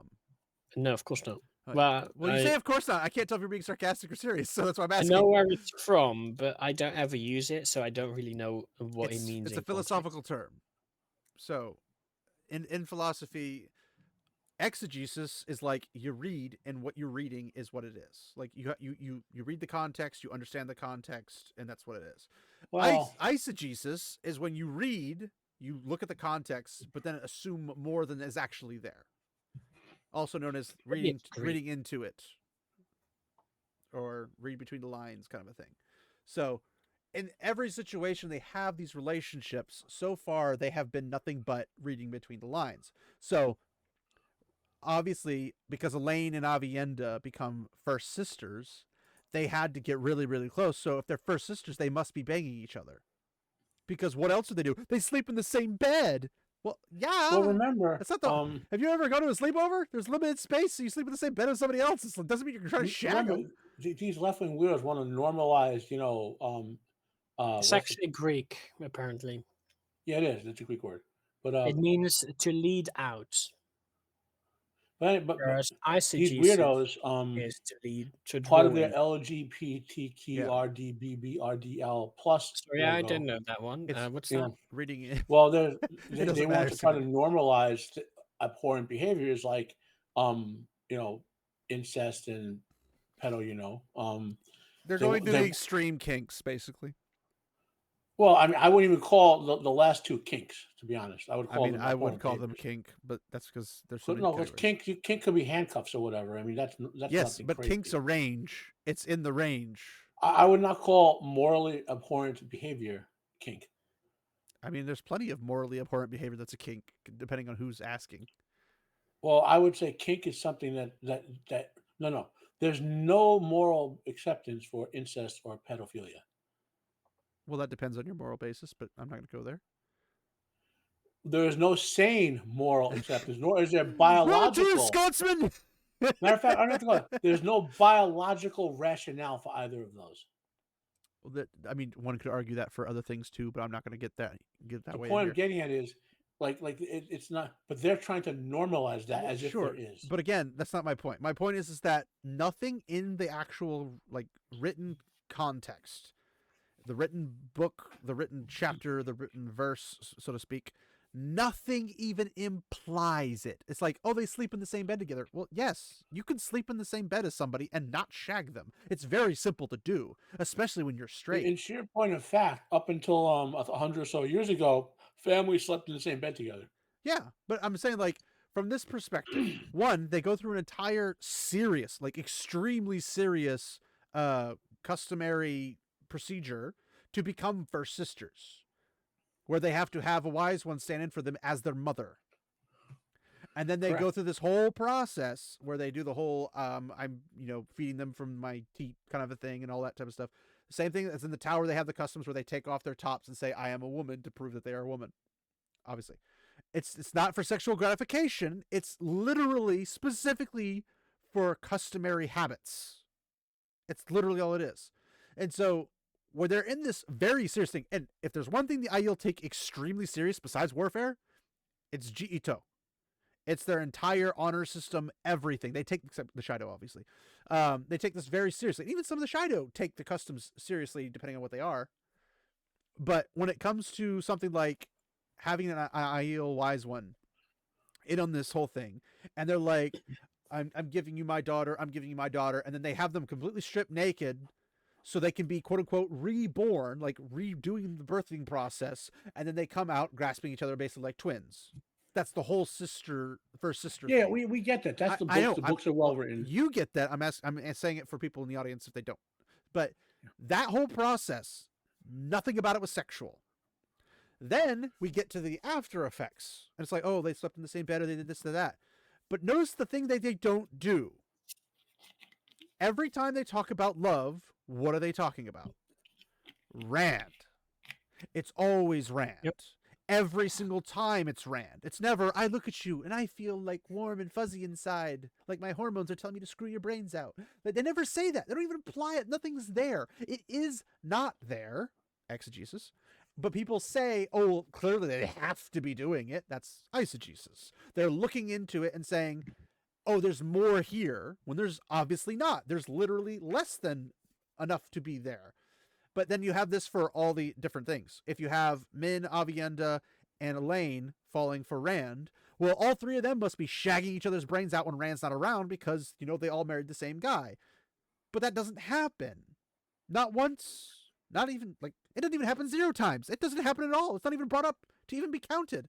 It's lack thereof. But they keep saying, well, obviously it has to imply. If Alana / Morel has 2 warders, it obviously has to be, all of them have to be screwing everybody individually. Also, I can see the private chat pop up. In the Well, that's recording. because that's the assumed worldview of the people doing the show. I've said this before, and I'll say it again. Okay, they look at novels like. But I'm not saying this is a show. I'm saying this is from people in the audience who are arguing these points, and I've been fighting them. They're in that same worldview. Oh, I know, but the thing is like they're all thinking, oh well, this has to be the come on, Pillow Friends. They use Pillow Friends literally outside of the tower. Pillow Friends is never used outside of the tower. It's always related to the tower, and they constantly use it. And I pointed out, maybe Sage was the only one here when I did it. Conversation with them about when we talked about Pillow Friends and whether Moraine and Swan are Pillow Friends, and we said it's an Aes Sedai saying they must be about them because they were together all the time, right? But together can mean they were just friends.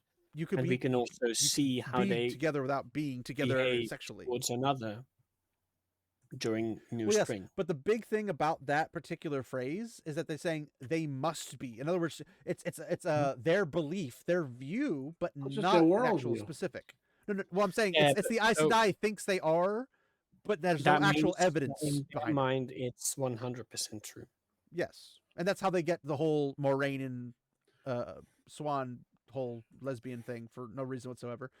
And then I would almost say this might be sort of vaguely similar to the one, I'm not sure what you call it, but it's a sort of test where you check if someone has their own concept of how other people think based on, so it's what you use on children to see if they understand the concept of other people have different thoughts than themselves. I don't know the name of that one. It's the sociopath test. It's so for example, let's say you have 2 people and one has a ball, one person goes away and the other person puts the ball in sort of a box, and if the person comes back and you ask where does the person look for the ball, they can either say, oh, not sure where they would look first because they don't know, or they say, oh, they look in the box because that's where the ball is. It's this type of thing, but instead the person says it, and because the person, they don't understand that she might not truly know, but just say it because she thinks it, they don't understand the difference there. To help us progress, since you have limited time, Sage. Yeah, we're getting to the Bubbles of Evil, and the Bubbles of Evil. Yes, I would like to point out something that somebody had mentioned that I actually thought was ironic. When Egwene cuts her hair short, which again wouldn't happen, or didn't happen, I should say. She cuts her hair short like what Min's hairstyle should be like. Not necessarily the floof out, but the height, like it's cut to the shoulders, kind of a thing. Yeah, doesn't she just in the book just remove the braid? Yeah, she unbraids, because amongst the Aiel, a braid is that of a young girl, where in the Two Rivers it's the polar opposite. It means you're a woman. Yeah. Which is a good thing Nynaeve's not there. She does it earlier already, right? Because I should say the Dark One to pay. It's what the other Aes Sedai all have. But she cuts her hair in this, but somebody pointed out Lanfear cuts her hair the exact same style as Egwene. And we think that this is an interesting thing. People have hypothesized that the one giving Egwene the dreams about Rena is Lanfear, because Rena. What do you mean hypothesized? That's what they show. Confirmed. It's confirmed. They show the. They show Rena turning into Lanfear when Egwene isn't looking. Well, I think this is before I saw it, so I don't know. But okay, then that could be. But when it's definitely 100% true. okay, so in the situation you have Egwene and Rand being in a relationship that never happened, and then you have Lanfear meeting in Tel'aran'rhiod with Rand and having the same appearance, like she's trying to pull off the Egwene because she thinks that Rand has Like feelings the for random dark Egwene. in season 1. Sure. So basically, if he has feelings for her, well, if I take on as much of her appearance as I can, she'll be drawn, or he'll be drawn to me, and thus this whole weird thing. Yeah. Lanfear getting sentimental. Don't even get me started. That was stupid. Well, that's But also, bad Moraine writing. and Lanfear are working together to make the bubbles of evil happen. Yeah, that was also really retarded on steroids. And then we get to things like obviously Rand and his multiple things. They took that from Tyr, which they're not anywhere Mhm. near Tyr. They do the whole mirrors thing. Cool story, bro. Really was Egwene stupid. solves it, not Rand. Are we still in the Yeah. first episode? Yes. We're about 3/4 of the way through. I'm trying to hurry. So the bubbles even got Matt just staring at playing cards. Apparently he cannot hear anything, which is not how it would work. His attention would be stuck, but it was the cards who tried to kill him, cards- not the cards No, just no. sitting there going, No. There's The a cards problem there, tried to though. kill There's a Nynaeve. problem there. Okay. How did the bubble hurt him? Because he's Taviran. No, that's loud. Yeah, you could still get hurt. Rand gets hurt. Perrin almost gets killed. No. But the The bubble bubbles of should evil are literally caused warp by the away dark from one. them. No, the bubbles in Tyr popped on top of them. Yes, but because they're Taviran, the effect should be kind of neutralized. No, it's just that because the Taviran, The they Taviran will effect survive. can be wherever one good thing happens, something bad happens somewhere else. It's like how Rand, when the The food was bubbles of evil spoiled and are Rand because the walked dark by it, one's his influence, Taviran and he effect specifically basically is trying to unspoiled the food. stop them from. Yes, but they say in the books specifically wherever one good thing happens somewhere else, like where somebody falls out of a 4-story building, a child falls, gets up and walks away, somebody else trips over their own feet Yeah, and falls that's down dead. that's granted. I That's could part of the care less Taviran. about that. But that- the bubbles of evil are not Taviran. Yeah, they're not related. Taviran related. They're No. entirely What I'm saying is Matt's Taviran nature should protect him from that. he almost No, gets but it killed by does. the cards in the books. Like that's the thing. No, but his Taviran nature makes sure that he survives well, because make he's sure as lucky much as we enough can that- expect. Like you still have to put effort Yeah. in. No, that's true. But like, he is lucky enough that he gets not non-lethally. He has quote unquote literally pun intended all the cards in his favor. But in terms of like in Tyr when he's gambling, playing poker and whatever with the other young lords and stuff, all the rich wealthy guys that are about his age, the cards literally like they come out of the cards to stab him and he flips back. They all see it and they don't want to play poker with him anymore because they're like, nope, I'm just drinking too much. Like they're like they're refusing to admit that it happened. Mm-hmm. Despite seeing it happen. So the card's trying to kill him because one pricks his finger. And then the axe with Perrin, it almost kills Fael. It almost gets here kills and Perrin. he stops there and almost kills Perrin multiple times. And It actually kills Perrin in the show, yeah, but he lives somehow Perrin returned. But no, and then Rand fights all of his little mirror image illusions of himself, and he figures out, shatter all the mirrors and everything, but he's like, his feet are covered in blood, he's covered in cuts and everything from taking all the damage. Like, they're not immune to this the stuff. mirrors doesn't fix it. Huh? Because when he shatters the mirrors, they just become tiny Rands. I thought, what did he do after that? He just channeled, I think. He just goes, he farts in the room with flour and he dies. No, and I think he literally turned, well, I don't know actually exactly, but I'm pretty sure he basically vaporizes the mirrors at some point. Yeah, but because now you have Bane and Chiod traveling with Perrin because reasons.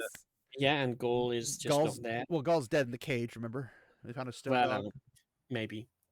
That's Gaul. Oh, poor Gaul. Alas, poor Gaul. We knew Gaul him was well. legendary.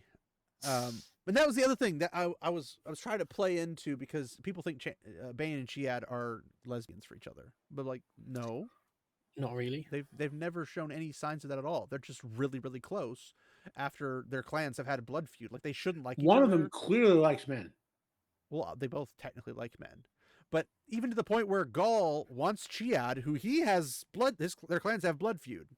It's like she's from the Goshin, I'm from Tardad, and What I'm saying though is one of them, like the other one probably likes men, but one of them very obviously likes men. So there's no lesbianism at all. Well, they're like, bi people exist. I'm like, just because a person exists and they can be sexually attracted to someone Well, does in not their make them world, bi. everyone is omnisexual. It's just you weren't taught I properly. mean, I see chairs and tables slamming it together all the freaking time. Are they bisexual too? Yes. in their world, yes. Obviously. But I actually made a post about that. It was really funny. From my perspective, it was. But no, Bane and Chiad eventually gets a thing for Gaul, and Gaul gets a thing for Chiad. But Chiad won't be with Gaul unless he takes Bane. Like that's the requirement. It's because you got to get both of us or you get neither of us, kind of a thing. And he eventually does, just because he wants to be with Chiad, even despite them absolutely hating and despising each other at the beginning. But because they spend so much time together and whatnot, and they do heroic or non-heroic things or whatever, things happen, and they have this relationship draw closer and closer. But then you got them. Now we don't have Gaul. Now we just have Bane and Chiad. So it's like, are they going to get with Perrin? That's my Yes. Maybe they'll get with Gaul's corpse. Probably not. They'd have to go hunt that down. It's not anywhere nearby.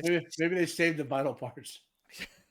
What is this going to be? Egyptian mythology now, or what are we talking about? Yes. Is Born of Osiris? What the heck? Anyway, Yeah, that whole situation is weird. it's a bit weird, but no. We have Perrin having Bane and Chiad.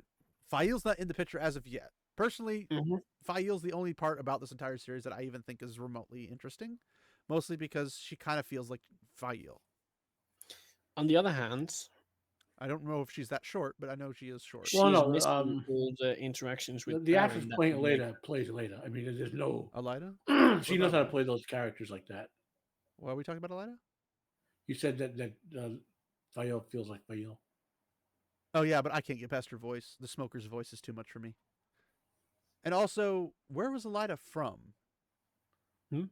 Does that matter with the show? I mean, Yes, because the accents matter.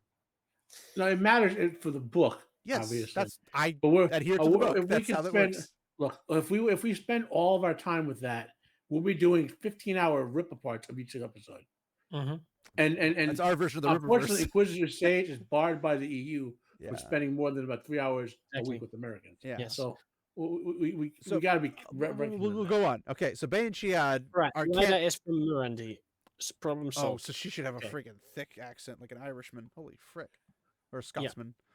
But anyway, More Scots. But no, so you have Bane and We're on Chiad with episode 2 now, Perrin. or- No, we're almost there. We're still Oh, at okay. having the halfway there. 3/4.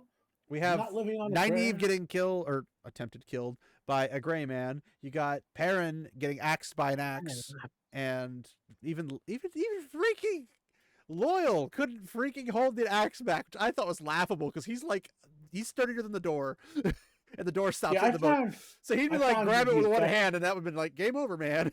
I found the effects of the bubble of evil like comedic. They were, Yeah. but just everybody like doing all this type of stuff, and Lanfear's And like, it makes it worse because we know it- and then she hears like- Gray Man, she's like, Gray Man, oh, like she's actually afraid. I'm like, why are you behaving afraid? Nothing that makes Spoilers sense. for the book, people. Deep spoilers. Okay, we three here know what the bubbles of evil actually are. Okay, and it's an affront to the source of the bubbles of evil. What they did here. Well, we also Also, have Nynaeve gets stabbed 11 times and dies again. Carl that kills people. Oh, hey, I didn't know that. I suck. Yeah. No, so Lan gives Nynaeve his Malkieri King ring thing, which looks Yeah. hideous as all get out. King Ring, do your thing. Avienda travels with Rand because she hates him for no reason. No, You he has kids to might bring not get to, that reference. to Iridian to do the trial. We have the weird Gollum looking Mogedian with the freakishly ugly, like she's just hideous in every way you could put it. The Yeah. haircut, the facial description, everything is disgusting. And then you have Jacob Carradine for some reason, and we don't know why. I'd like to point out that's like 10 minutes of freaking wow, that's 10 minutes of extra nonsense. So now we're in book 2, and we have more gaze scene. Book 2, episode 2. Sheesh. So everybody in on Andor wears red for some reason. Like, it's red and white, not red. But she's obviously pregnant with her second child. Yeah. Oh, is this the red wedding? Literally, So- everybody's wearing red. I'm not Except sure what. it's, the red crowning, I guess. And keep I'm in not mind, sure what- Elida is here for this, right? Mhm. And none of this makes sense. I thought the little girl did a pretty good job, though, all things considered. Yeah. So she's like, bend the knee, kiss the ring, and swear your allegiance to me. And they're like, So are okay. we still on the first episode? Second. This Okay. second this episode. is the will go- opening to the second.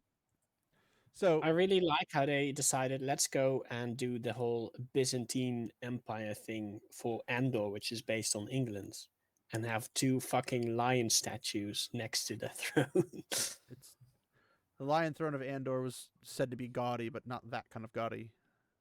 But in terms of having somebody in your court being like, we were enemies, but let's put this behind us, let's unite, and then kill everybody. It's just kind of like, that would just start another freaking war, you moron. Why is the actress who plays And Morgaz also the character anemic? specifically Morgase was atrocious. ended the whole succession war by being a just and forgiving ruler, right? That's how it worked. Well, it was also the thing where she's like, well, we can't have any more succession war, so I have to kill you. And it's like, but you've Did he already cause one? finished the succession war. This literally caused a rebellion. Like, Morgase was not the daughter of anybody prior, like the prior queen. She didn't enter in. It's because Tarangale left. Like, that's the whole reason there was a succession war to begin with. Yeah. Because there was no heir. She has an heir literally in her belly right now. Well, So there would be no succession war because it would be a normal Yeah. pass off. So it's counterintuitive. It's an entirety, but they try to pull a whole like, oh, this is fantastic, and this they're makes trying to Yeah, make her they into They did Cersei. the Game of Thrones reference, and that's They're really trying to nice. make her into Cersei. But this is even dumber. Like, at least Cersei had like maybe some potential intelligence. This is literally Well, in the book, sure, anti-intelligence. yeah. Well, even in the show, it has more intelligence than this, hands down. There's no ifs, ands, or buts. So she gets up there and she's like, blah blah blah. They're like, oh, we bend the knee, and then they're like, slit their throats, and then Elijah's just standing there going, for some reason, what the frick is wrong with you people? Like, everything would go wrong. For one, all the other nobles that are not there, that are not held hostile, or hostage, would literally go to war to dethrone you if you did that. Because at any moment in time, you could do that to them. And they wouldn't like that. That's how nobles work. And so, Well, no, that's how people in general work.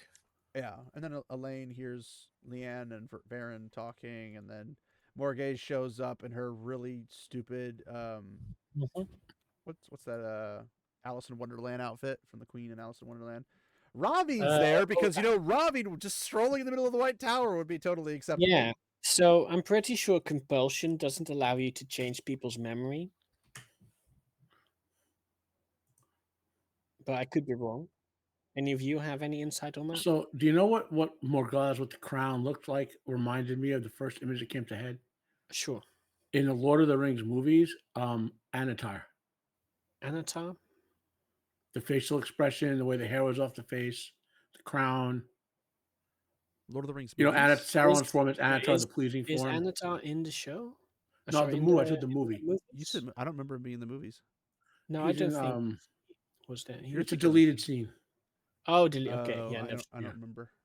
I haven't gotten through all that content yet. Sadly, there's way too much. You know, I'll grab it for you guys so you can see it. Not the scene. Sure.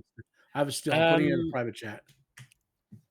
I can Yeah, so but private chat pops up Gabriel- on my screen, by the way, just FYI. Send it through Discord next time. But either way, Gabriel um, is there, right? And he apparently has everyone sort of mind controlled so they think he was there. well, it's like he's fiddling with his ring as if the ring. Or no, wait, no, that was Morgase, wasn't it? Yeah, that's Morgase. I don't know. But like Ravi, But- you can use compulsion to do certain things with memories. There are- Yeah, but not. but it's a touch, because if you use too much, you'll like literally brain kill them. Yeah, you can't completely change someone's memories of the past 10 years. Or even. You can compel them to believe certain things up to a certain point. That's what Moghedien does in Tanchico to Nynaeve and Elaine. And because she goes to them, meets them, and uses compulsion to say, "You will not remember anything. I was just a person that we had met a long time ago. I'm a nice lady." Yeah, but that's different. And she leaves. That's what compulsion is. That's how they use Yeah, compulsion. It has lots of that's- uses. It's just not supposed to use it. That's just don't remember the stuff that's going to happen. Well, no, And it's then like at the end- treat this. It's like hypnotism almost. So I got a question. I just honestly don't remember. Yeah, but she does that from the beginning, right? In the books, was red a color associated with Andor? Red and white. Yes. Okay.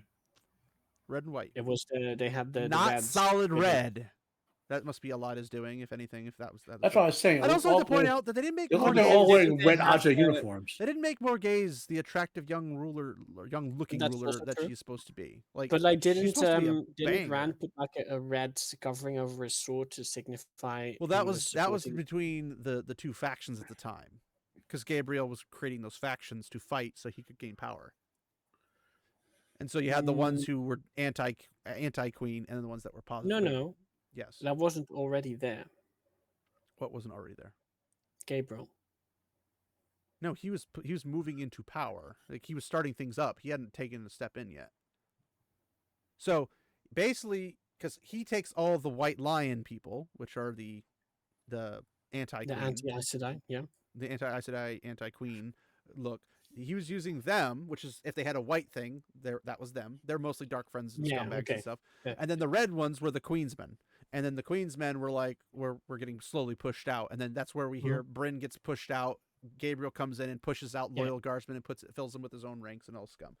But that's the whole thing, is that it's red and white. So you're both Andor, but it's just white was significant more than red was significant.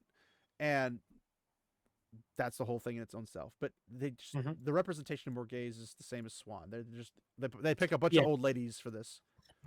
And they think tyranny is sort of. Well, no, I mean, apparently. okay, the chick who plays Swan is older but reasonably attractive for an older woman. No, she has flesh. She looks. She has flesh.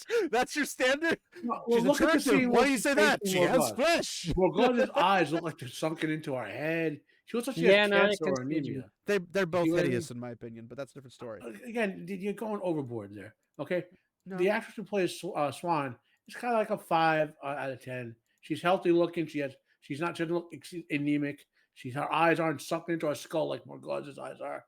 You know. So we got Gabriel meeting Elaine, and I think they have a swig of wine or something until the boys dry up, or maybe they are there. I don't remember. One of the no, later on they have a swig of wine or whatever together, because Elaine's an alcoholic, a raving alcoholic, don't you know?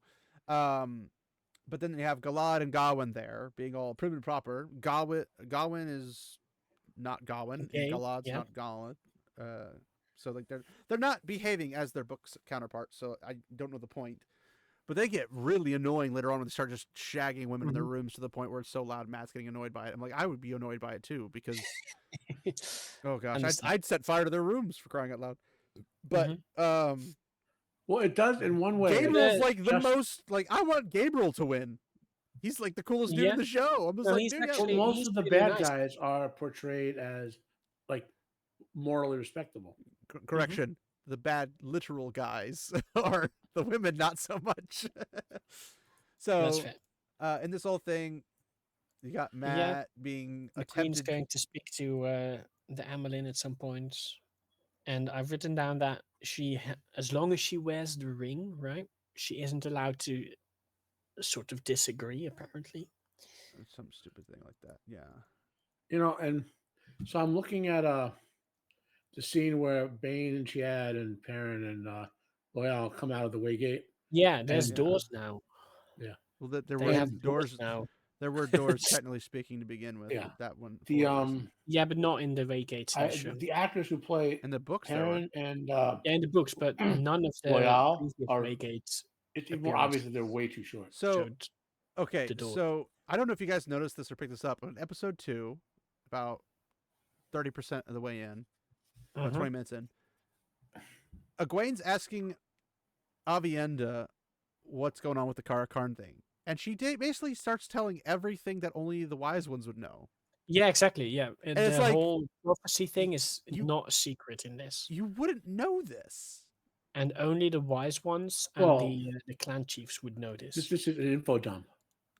Well, yes, Yeah, but but the it's an wrong people info know the dump of information. info that Well, is that's but again, supposed to be we need to understand this is bad writing. very tightly kept secret. I'd also like to point out that out of It's the supposed to be an entirely surprise when Rand sees the history of the Aiel in Viridian.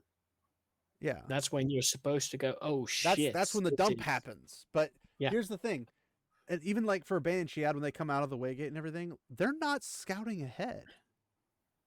That's literally what Gaul does all the time. Like they're always constantly Yep. scouting around, seeing what's going on, doing all this, that, and the other. They never do that. They're just standing there walking like bumps on a log. I was like, what are you here for? They're still grieving for Gaul. Yeah, I'm sure they were grieving so hard. Like, we would scout, but we and then miss Gaul so much. They show up in the Two Rivers, Mhm. and nobody thinks to look at them funny. That the White Cloaks come through and just happen to not see them. Yeah. And then Marin, or is it Marin? Marin, Marin I Alvear. think. Yeah. However the fuck you pronounce it. She looks more like a man, but that's a different story. And then we have Alana with her face paint and Maxim Yeah, with his so whatever. one thing to be noticed, she says, "Oh, I didn't recognize you, Perrin, because of your beard," but he had a beard in season 1. He's had a beard the entire time. Yeah. I should have been. I didn't notice you because of your afro. Because he didn't have that. That's new. Like, it's whatever. Also, they just sort of walk through broad daylight into the inn as if no one will notice. Oh my god, it's Aiel! Oh, mother. They're just like, who are these random strangers with that like spear sticking out of their back? They have reddish hair and they're super tall. Is Aren't there multiple Is veterans that of the Aiel Holocaust War there? in the Two What? Rivers? Tam's the only one I know of that was there. Sorry, what are we talking now? Veterans of the Aiel War. The only Well, there one I would know have of is been Tam. conscripts Oh all yeah, over the place. Tam would be the only one. Tam was Two the only Rivers. one that I know from the books.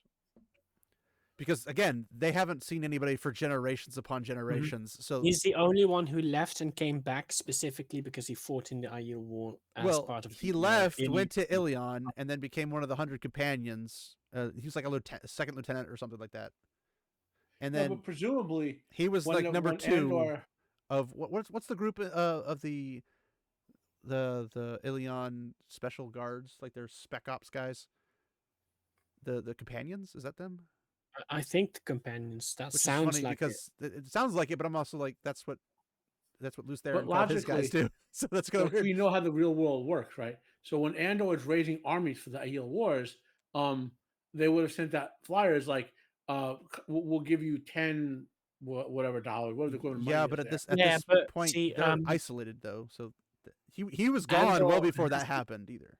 Andor hasn't had control over the Two Rivers area for Well, they would have centuries. no, but they would have sent. Berlin's the farthest they have. They would have known where the what farming communities were, and they would have sent out guys like. What are they gonna do? Yeah, but go pick out a couple hundred farmers? Well, they no, you didn't haven't. have It was enough a people to before send. they They forcibly can't conscript in even most send places. tax guys over there. Yeah, they haven't taxed them in several generations, which is more than 20 years. They don't have the sphere of influence enough to. They can get- barely relate to Barillon, and the only reason they can deal with Barillon is because everybody else is too far away to bother Barillon, which is where they get their gold and silver. If trade convoys make it to the Two Rivers, and we know they do, then the people doing recruiting for the military will but talk it's to not those trade trade convoys and convoys. say, "Where are all the farm lads?" It's they would every go out and year a random guy just pops up with a cart. Well, look, there's a couple different types. There's peddlers and then there's actual merchants, but they're rare and they're random. There's no guarantee in when they're showing up, because if there's no market for tobacco, which there always is, technically speaking, we know from the real world, traders like that sold their routes to other traders. We know that. Okay. Yeah, I really remember read a whole 13-volume treatise on medieval trading in Europe. That's how I know it. Yeah, but that doesn't mean, like, even if they show up and say we're recruiting, doesn't mean anybody's going to go, because remember, a ton of people would go. No, if you're a second or third son with no prospect for a chunk of your dad's land or whatever, and there's I a mean, ton of when land you in get the Two married, Rivers. you have to go into the forest and carve out a new piece of land. That's how they had so much farmland that wasn't being used. So much. The Two That Rivers meant is if it wasn't huge being compared to- used within 10 years, it would be forest. No, because the forest is on one side. If you go to the east side, there If you wasn't the don't, forest. in the real But world, you would right? also have to survive and come back, right? Yeah, but not even that. It's the whole nobody leaves the Two Rivers being a constant theme. Mm-hmm. And that was only 20 years ago, mind you, when that happened. The reason Tam was already going to be part of the war is because he was already left the Two Rivers before the war It's a started. side discussion. I'll table it for a rainy the day. point being, he was in Ilion, does his thing, got really high up in the companions. They go to fight off the Aiel at Kyrian, and then obviously over at the Shining Walls of Tarvalon, and that's how we get Ran and everything. But yeah, I'm looking at this one right here with Min wearing her servant Our attire. suit, yeah. And the servant attire, remember when she gets there, they take her out of the breeches specifically because she stands out. Yeah. Because nobody wears breeches. And now she's apparently disguised as a servant, Which looks looks nothing like any of the other servants. And her which means hairstyle's the servants horrendous. are supposed to wear white suits. Maybe the men. All of them. But maybe they took men and said Min sounds like men, so therefore it must be the same thing. I don't know.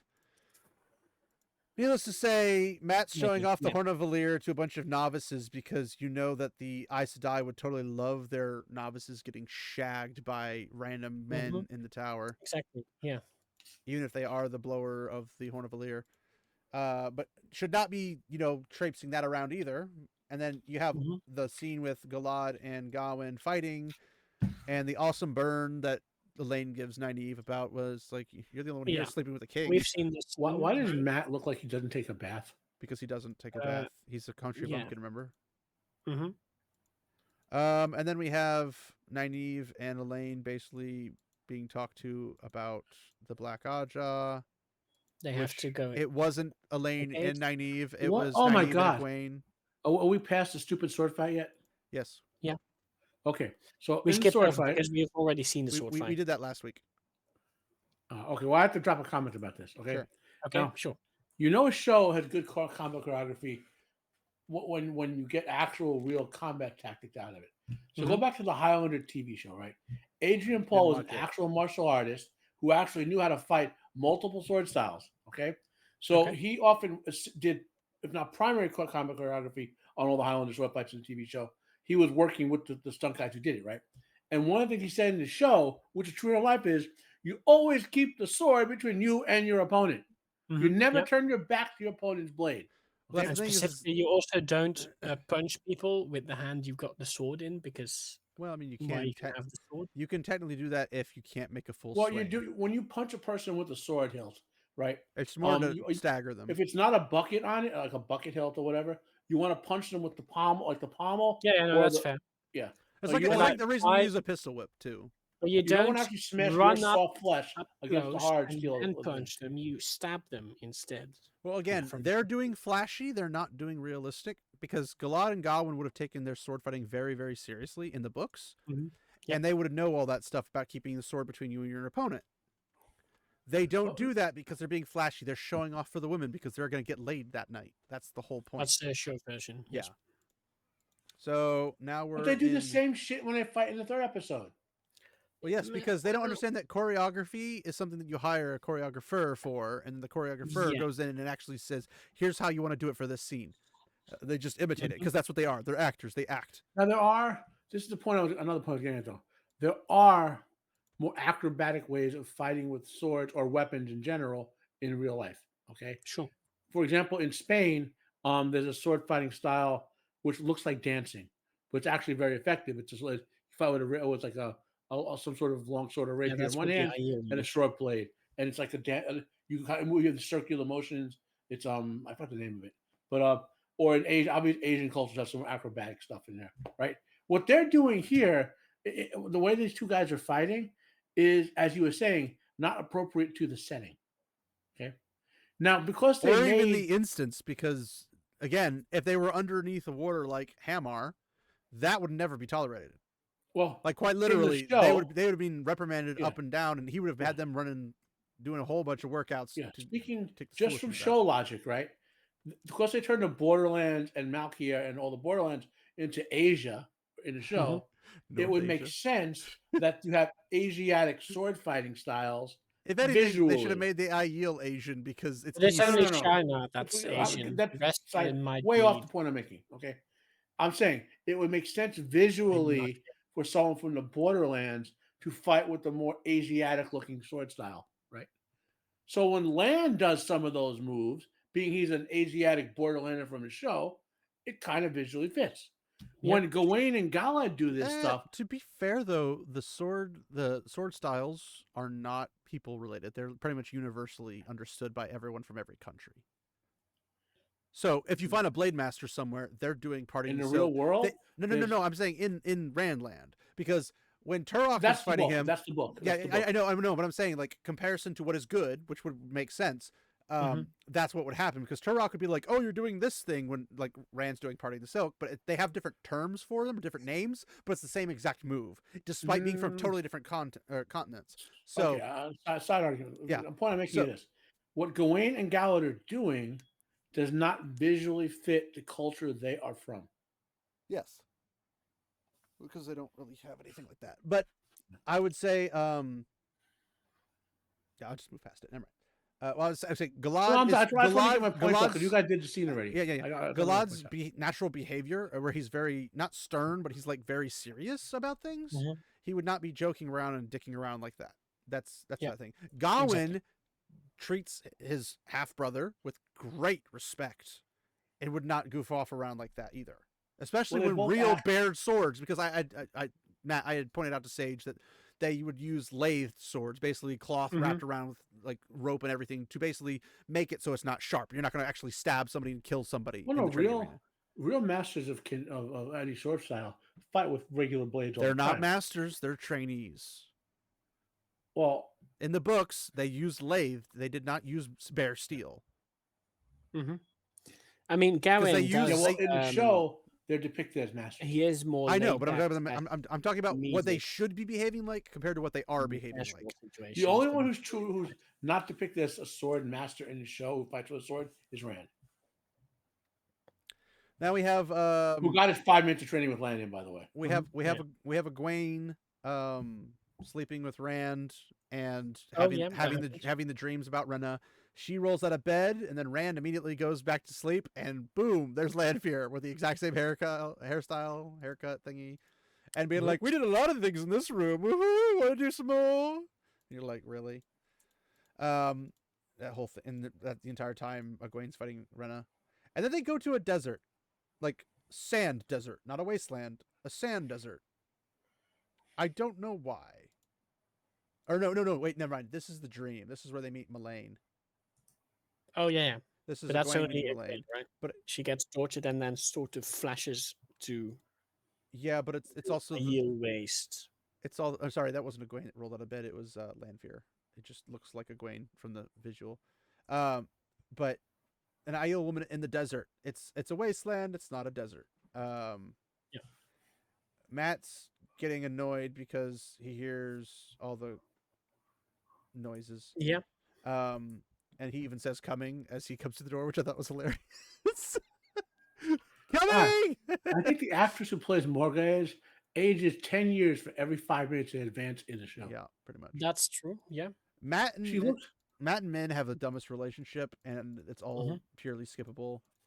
This is where Elaine puts on the crown, and Gabriel's there, and they have a nice chit chat. Like, he's the best ideal father figure, which is hilarious because it's not Gabriel in the slightest, but he's at least a nice guy. They have their conversation, blah blah blah, and then Matt goes and talks to. Oh yeah, important maybe. What? Later. Well, I'll come back to that. Matt goes and talks to Swan, the Amerlin, and finds out. He's like, "Sorry, what about the horn blowing thing? Like, I can die? Like, he didn't possibly think this to begin with." Yeah, let's advertise to everyone that. Oh yeah. Oh, you certainly wouldn't be going around showing it with like. She's literally describing every footstep he's everything taken. He did. Yeah. Because everybody's eyes and ears for her. And then we and no one told him. Oh, Morgase and Elaine talking, and Morgase being her usual stupid self in the show.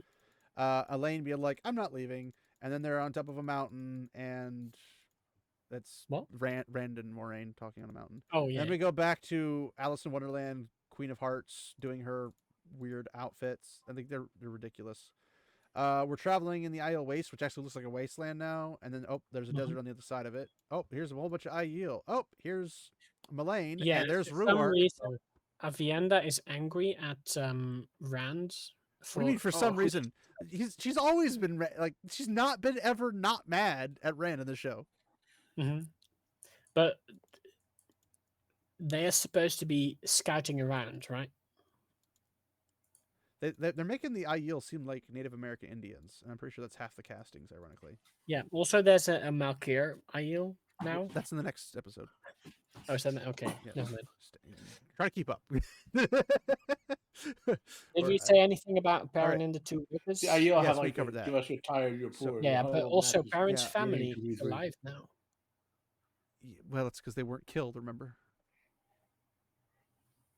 in the show. Yes. Well, yeah, because Paladin Fane's not showing up, and he's the one who does it.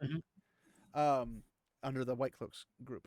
So, episode 3 opens up with the Forsaken meeting up, and you see Samael, which has his Mhm. upper lip with hair, because Yeah. Illianers totally have that. Now that might be a thing. I don't remember though. No, all of the Illianers go upper lip bare. They have like the side piece down to the beard. They don't do Oh, the top okay. Yeah. mustache. Sure. That's literally a staple of Ilion. Like Illianers are proud to do that, and that's why That's fair. you could spot an Illianer a mile away. Like Doman, ironically, myself, is from Ilion, and he has the upper lip bare, and it's the thing they do. Just kind of like guys who are bald and with a Okay. shiny head, they shave their head all the time. They're shipping Magedion and Ravin apparently. I don't know if they're shipping them as much as they It are seems- outlining them. They ship everyone. That's She true. is literally Gollum in female form. It's weird. Yeah. Actually, I heard a thing. And then you have the two dark friends that got captured, and they go in and try to play good cop, bad cop, and it's so freaking hilariously bad. It is so freaking bad. It's Amiko and Joya, I believe, or Joyce. I don't remember the name. Joya, I think, Is it Joya? Yeah. because that's the same name as And, the. and then the great odds. I mean, like I was trained to read people's body things. It's like, and you can't tell that they're absolutely lying through their teeth. But this is are we on the interrogation scene we're talking about now? Yeah, I just got past it, but yeah. Here's more stupidity though, right? So this is not like undercover except who can't get anyone's help to do the interrogations, right? They have the full cooperation of the sisterhood. Why aren't they just using the power to get it out of her? That's the other thing. Well, for Um, one, they might not be trained in that way. Two, they're trying to merge the tier and the White Tower together because everything happens at the White Tower because the White Tower is the center of all humanity. You don't Yeah, understand. that was the real reason for the Leandrin strike. That's To why get they rid of went all the to ones that could use the power to the rip White people Tower out before they of their went to minds. Elida really weirds me out with her voice. Mhm. She's doing she'd, the whole she'd be a plot. great Loyal. That deep voice. I love her voice for characters like that. I swear to can't. God. I have a thing against smoking. Every time I hear smoker voice, it pisses me off. Yeah. So we find this little mysterious symbol on the ground underneath the bed. Oh yeah, they go to find Leandrin's son's place, but he's gone because he got killed last season. Yeah. So Well, also we have teleportation, like alchemical anime style teleportation circles apparently now, because that's no, that's Well, how that's far in something are that- you? we're at the part where they move the bed because they totally thought to move the bed because logical reasons. How many minutes? It is 12 minutes and 32 seconds. Oh, I'm past there. Yeah. yeah, this is the little sigil that's supposedly a link for the soul to go back to where they belong. But the bed's blocking it. How's that gonna work? You know, okay. No, he died in So- the bed, right? So the soul is sucked into the sigil, and then she has to draw one in. But what if it just comes out the same one that it This went is- in? Again, this is more stuff um, not in the book. Like Well, yes. like- Leandrin having a kid is never in the book, but none of The almost only none of the example of- backstory of Leandrin happens. the only beings who could bring people back that we know of in the book are the creator and the Darkling. Elida trying to bully her way into. No, but it's like a cultural thing of guiding the soul back to the. But that's Place not what of- Leandrin's doing it. No, Yeah, yes, that's Leandra's what. not a Borderlander. They don't do that. That's a Borderlander thing you're thinking of. Leander's doing it to May the raise his last mother, consent. may the last No, embrace no, of the mother welcome no, you that's home. not what I mean. I'm talking about the show thing. Yeah. They have the Which- sigil, one drawn on the place where the guy died, one where he was born, so that the soul can return to the birthplace. That's their logic. Oh my That's God, I why just the noticed engineers it. But paint it's attention. useless information because it doesn't actually happen. Are we at 14 minutes yet with Aleda? I'm at 13 minutes where she's trying to bully her way into the Amerlin Yeah. seat, and then So like, when you get to about 14, do you have an 22, appointment? Well, you have to have. I would like to when get an she's appointment. bribing the sitters, Hmm. the Yes. sitter who's there's a scene. So one of the one sitter is standing and leaning on the other one's shoulder, right? Yes. So the standing the one one's the sitting black down sister, turns ironically. her head and looks at the breast of the one standing over her. Which one? Oh, the one sitting. Okay. What time is this? I'm getting to the exact moment Why is this important, actually? because how much I'm Reds just are how much probably they lesbians. sexualize everything. Yeah, okay. And Fair. then she even gives looks her up and down when she steps in front to get the gift from Elena. Then she gives her like an up and down look, like I'm checking you out. So that's Galena Sedai, if you recall who Galena is. I know she's in the book. Yes. She's a black sister. Spoiler. This is all spoilers. Fair enough. She's a black sister, but they gave her an Irish accent. Okay. And basically a bunch of nonsense happens. I hated the scene. Oh, also that mark underneath her eye was kind of jarring. I don't know if that's a cultural makeup or if that's literally just a face mark she has on her face. I don't know. Alida goes, they're in the waste. They come across a place that's been attacked. And then, okay, so the Aiel redhead lady with no eyebrows, the Grima Who? Wormtongue, she's supposed to be, or no, it wasn't Mullane. The older lady's Amis. This is Mullane. So Mullane's the younger one, the hot-headed, red-haired, green-eyed. Mhm. She's not green-eyed here, but she's the one who's like, we have to leave them. We don't bury them. And it's like, a wise one would Mhm. never say that. Oh, Never. also, the Shadow are just evil now, rather than disliking Rand. Well, I don't know. Well, if they they're were evil. always fucked up in the novels. They were, yeah, but not like this. This is a bit excessive. Now it's made to Like look they talk, like I They, talk like the they shadow the got way turned the into rest a of the time talk caricature about. They're evil like- at times. it's stupid because they're like, they're spear cuts designed to look like sword cuts. I'm like, for what purpose? So that no one There's- thinks, oh, it's a Yule killing. Yes, people. because if this far in the waist, somebody has gotten past the Aiel at some point that can actually manage to wield a sword. Yeah, no, that's You're perfectly reasonable. kidding. Like, no, it doesn't logically make sense in any shape or form. Now, I suppose if you're a brand new person to the series or you've never read the books, maybe you're impressed by this. But I'm going to tell you right now, you shouldn't be. It's literally the opposite. But Ruark's like, well, I'll get some stones and bury them. And the rest of you go ahead. And then Amis leaves. And then Perrin is doing apple blossoms, which the apple blossom thing was cool. But Except the tree is way too old for just being planted above the grave of. well, it's possible there's a prior sapling that they just moved. It's possible. I don't know. They're supposedly supposed to plant the seed into like the heart or something of the person, and then it grows out of their body into the tree and everything. But I'm like, you're gonna run out of space really quick if you do that for a whole bunch of people. And then you have the whole ashes coming down Alana's eyes, which I'm like, what are you? Oh yeah, that's actually that's Ivan. That's Ivone on her face, literally. Yeah. She can't have sexual contact with Maxim without Ivone being present on her face. Pun intended. And it's Also, white, ironically, so- the whole tree thing is not actually something that is a custom in the Two Rivers. That's just something Perrin did on his own. Yeah. His family died, but they're alive now, so it makes no sense in this context. Yeah. So now it's just some sort of tradition to bury people with a tree on top of them, rather than so they make good burying. fertilizer. I guess, yeah.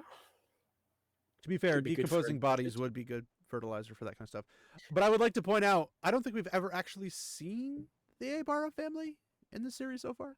Well, we did That's see 'cause Perrin one axed member them of all. the Yeah, the Aibara only one that we ever found was the non-existent wife of Perrin Aibara, Lala, Yes. or Layla, whatever. And Leyland. Layla, she's got Perrin on her knees. not surprised. Then they get to the whole let's play the Aiel asking an Ogier. Asking an Ogier if they want to play Maiden's Kiss. I mean, If you don't well, know anything about Aiel, the one thing you need to know is that the Aiel practically worship the Ogier. They are tree brothers. They are freaking gods walking amongst mere mortals because they are freaking peaceful. They're great beings. I mean, the Ogier are great no matter how you shake a stick at it. Now, Yep. So Has trying Show- to coerce one into freaking playing Maiden's Kiss is the dumbest thing you could possibly think Has- anybody okay with. also, has Show Loyal been letting everyone know he's betrothed? no. He's not betrothed yet. I think that's the next. No. Yeah, that would have technically happened in Kyrian in that time period, I believe, because they had to go to another He ran setting. away. That's why he didn't go back. Well, it's a whole lot of reasons, but yes. Yeah. No, he didn't go back because he ran away. And And he was Maxim, afraid of getting punished. Maxim turns them down, and then Lord Luke pops in, and then here we get Fael. Feel? Yeah. Fael's so freaking short. It's funny, but I can actually see the hawk face, the hawk hook nose, and everything like the Saldean Yeah. appearance. Somewhat gives it off. Her eyes aren't tilted like a Saldean tilt per se. It's a slight tilt. Yeah, but but not a full that's tilt. just because we don't have. But again, her. I mean, she sounds like a Romanian to me, like a gypsy. But maybe that's what Could she's supposed work, to be. maybe. Then we have the White Cloaks because what they have is Matt's mom, and two sisters. There are no Ibaras. It's literally just Matt's mom. Oh, they ran away with. We still haven't seen them though, so Matt's no dad. evidence Oh, we they didn't exist. see them. No, true. And they're like, "We'll never give it to you." Blah blah blah blah blah. I'd like to point out the pauldron for Valda is like 3 faces, and one of the faces has like a red stone burst thingy on it, and it looks freaking weird because I don't know where that would come from. It doesn't sound like anything that the White Cloaks would ever utilize. But their armor in general looks just more like clothes. It doesn't look like actual armor. But that's a different story entirely. They would be wearing tabards, not just random colored armor. Dane Bornhold again showing his perfect moral character in this. Yeah, his reasonability. I mean, he does eventually become reasonable. Yeah, but Matt and Min being like yelling at each other. he's supposed to represent a villain at this point, but Well, he's supposed to be moving towards villainous. he is the most wholesome character in this whole thing. He's a really nice guy. We got Elaine and 90 looking through stuff about Leandrin, about where the sun was born, yep. and then seeing these. This is the whole things. sigil thing that we were talking about. Yeah, and then They have to go to the Tenchiko. gray man gets killed with the bolt, and Varen doesn't say anything about the bolt. So they tried to. That's another one of those scenes. Even though this happened in a courtyard, speaking, not an actual hallway. How far in are we? We are 30 minutes in. When Varen and the gray man, Oh, and yeah.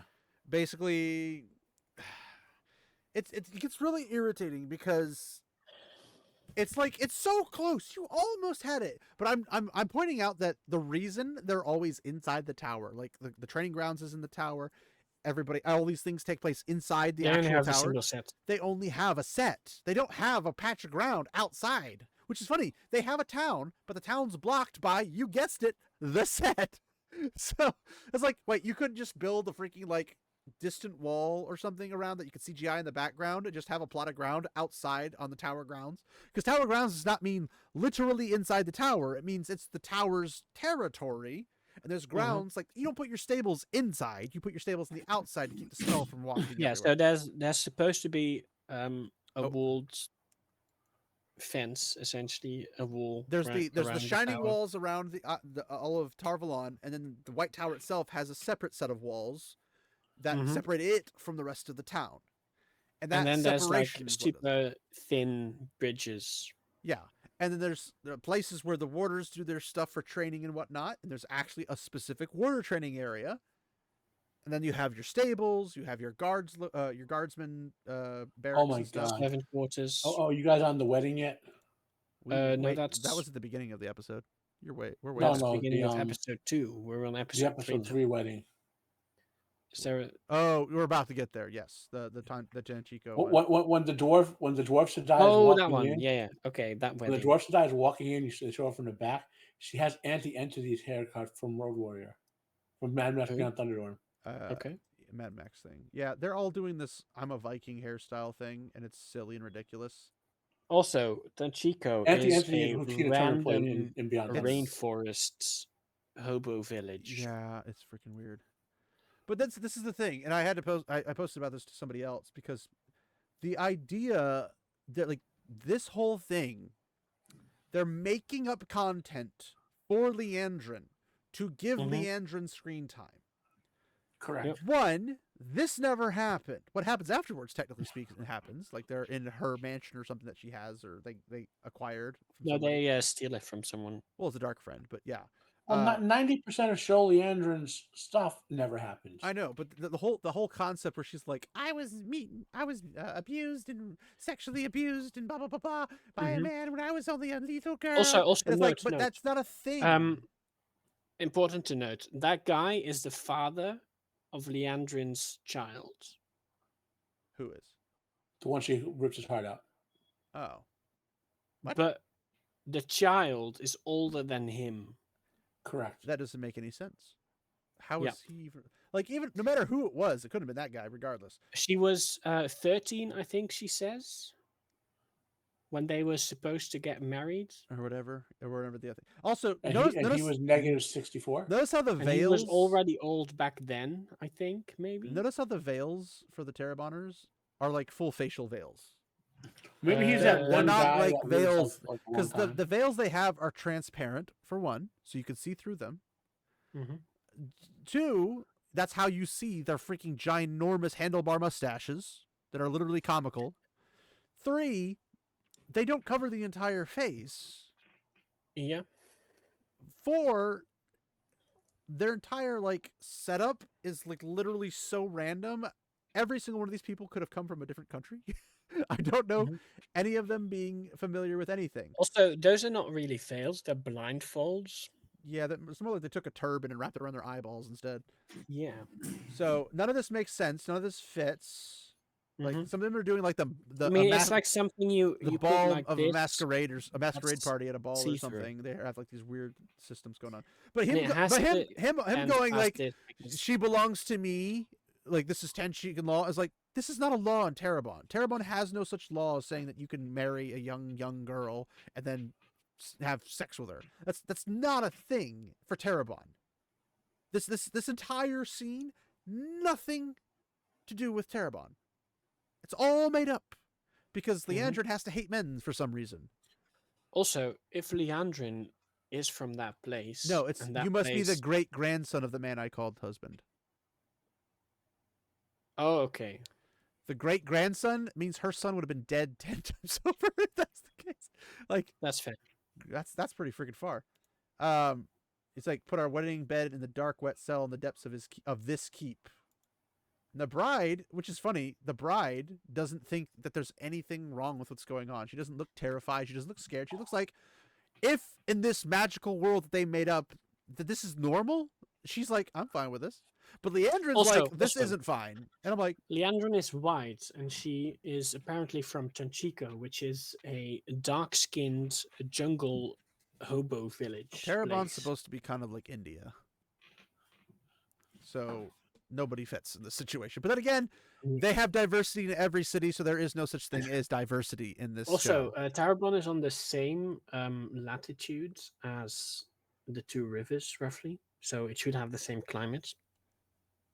Except Yeah, coastal. but the mountains can change that too. No, not to this extent.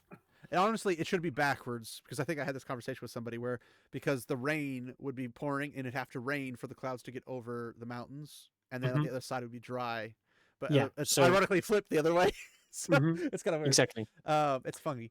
But no, we got her pulling out her heart, and then they start just killing people randomly. And they're like, this little girl, she's sitting there like, oh, I'm minding my own business. And she's not terrified or anything. She's just kind of there. And then they're like, I'm going to make your scary thoughts go away. Remembrance or revenge.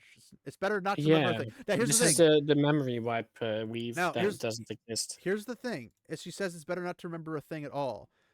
But there's a thing you can do with compulsion where you literally just make them a vegetable.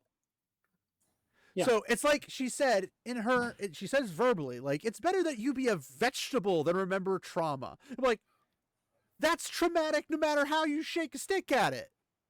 Like, you're saying, I don't think you should live any type of life, fulfilling or otherwise, because I Well, that's deem that typical it's of the better that show. you be a vegetable than anything else. That's That's ridiculous. typical of the show.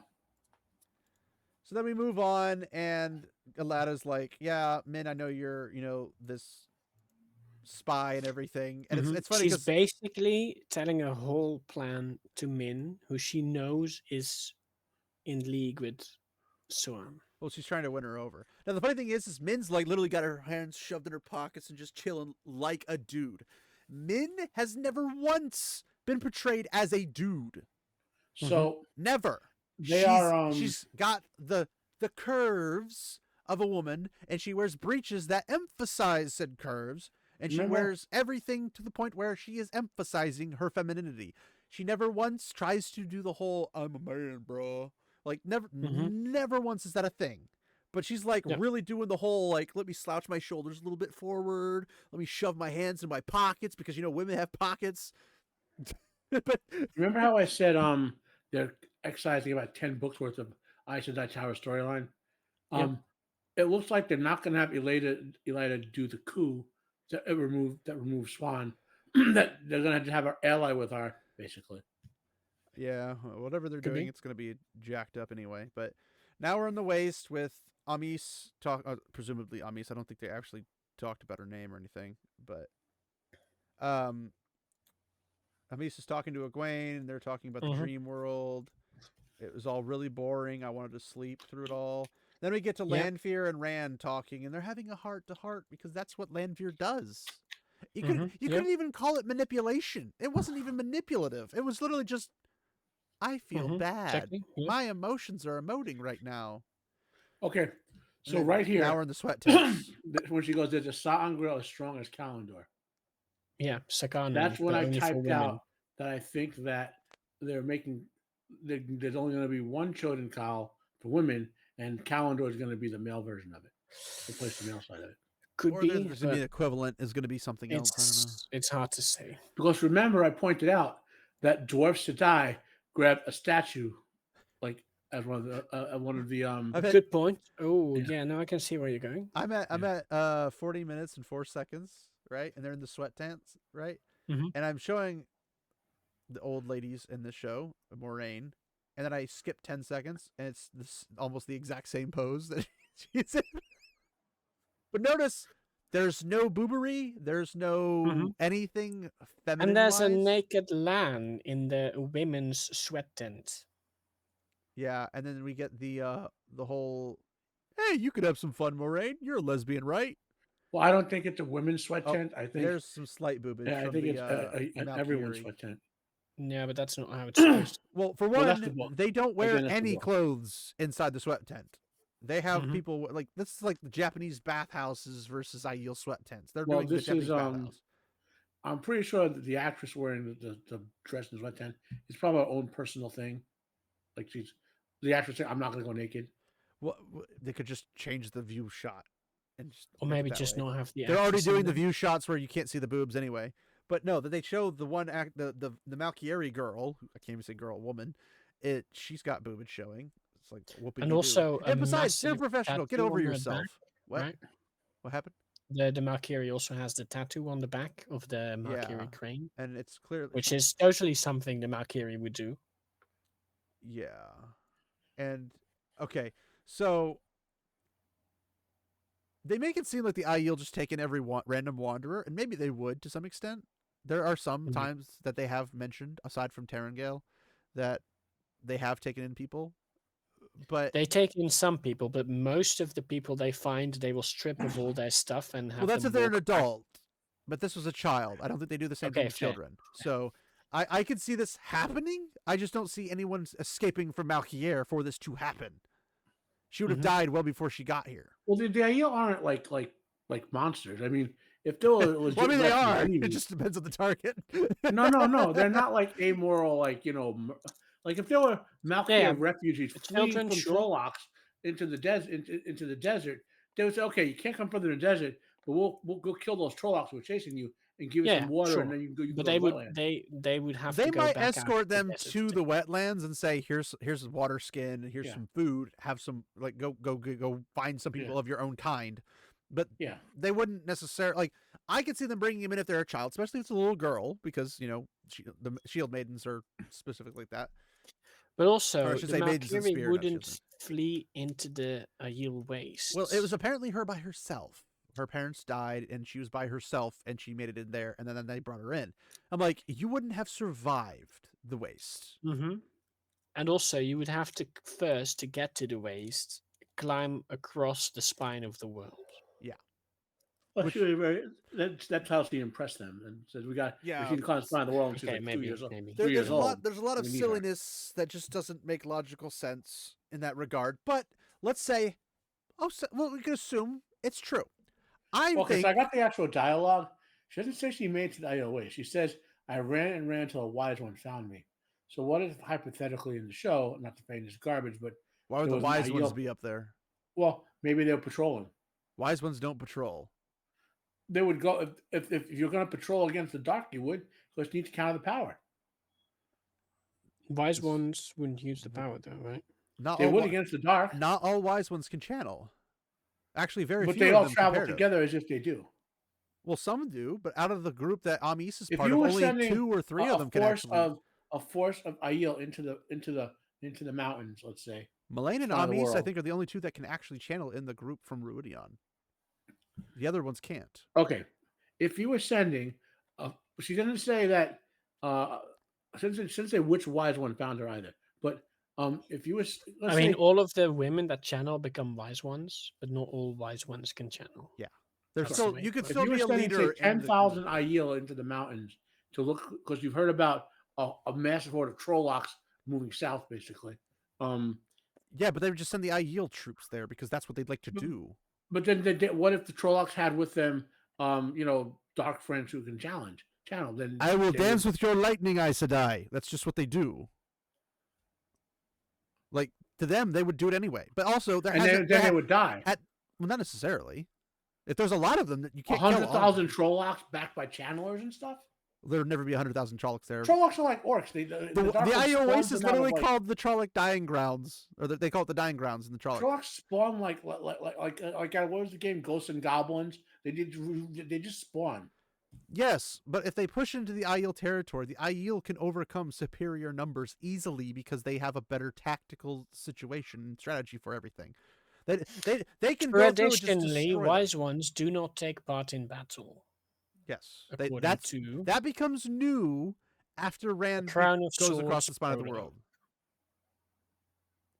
and that doesn't happen until much, much later. Yeah, so they don't go in to fight the Trollocs, right? That's the whole point of the clans. The clans Well, they wouldn't themselves fight would the do it. Trollocs, but they would fight the enemy channelers. Yes, but there are no enemy channelers with the Forsaken or Sealed, as far as they know. There are tons of Mhm. enemy channelers. Yeah, they're on the tower. Dreadlords. Dreadlords aren't the around at this women who- point. Yeah, women but who not. get recruited as dark friends. Of course, there are. There are tons of them up there.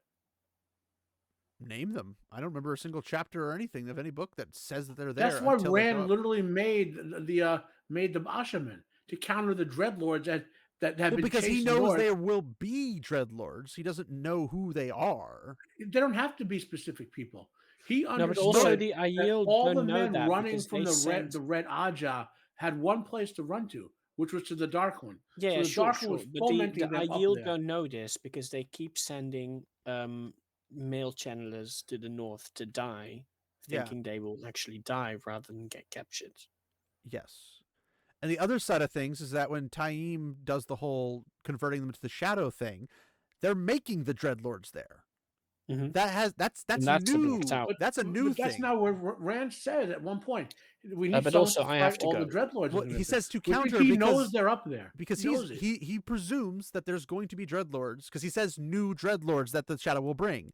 The dreadlords will come but they don't have any active. They're not showing up on the Borderlands blasting away with the power. It's still just hordes of orcs. Sorry, Battle for Middle Earth brain.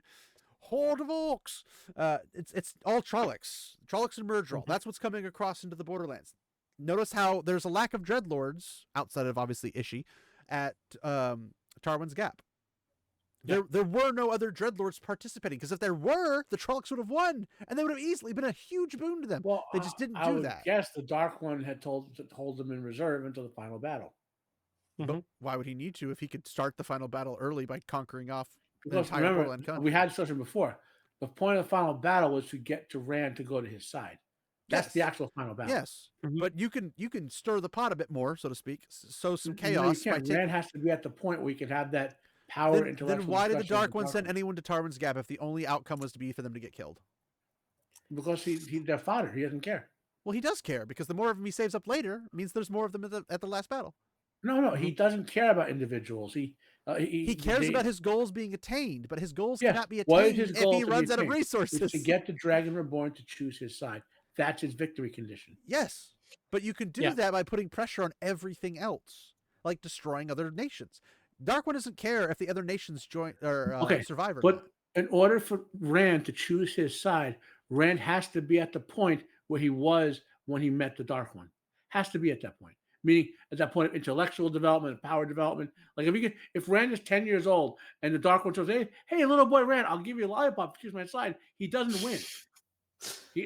It's an intellectual, philosophical battle. You have to convince Rand his way is better than the Creator's way. I get that, but he's also using all the chaos. That was the whole point of let the Lord of Chaos reign, and Samael causing all the chaos and everything with the Shido and everything. That was to keep all the other stuff destabilized while he had his head games. And taking out a nation would destabilize everything. That's the point. Like, the attacks on the Borderlands happening destabilizes things, because again, Trollocs you can reproduce Trollocs faster rate than the Borderlands can replace their actual military.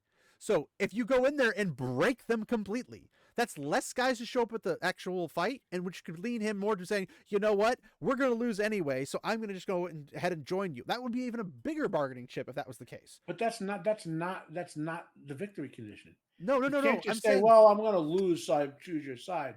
The victory condition is that he chooses his side. That's the victory condition side. You are right, Dark One. I choose your way. That's the victory condition. Well, yes, but if you're giving pushes towards that, it's not going to hurt it at all. All the other stuff, it's like in Lord of the Rings. The actual point was getting the ring destroyed. All the battles and stuff was meaningless. Okay, just sideshows. That was meaningless from the side of the good. It wasn't from the bad.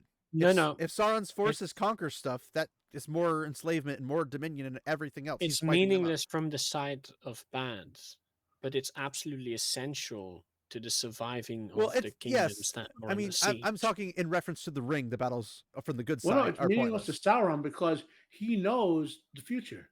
He knows that the Valar will eventually send someone for him, because the battle at the end of time happens. He knows about it. Yeah. So it's meaningless from the bad side, but not the good side.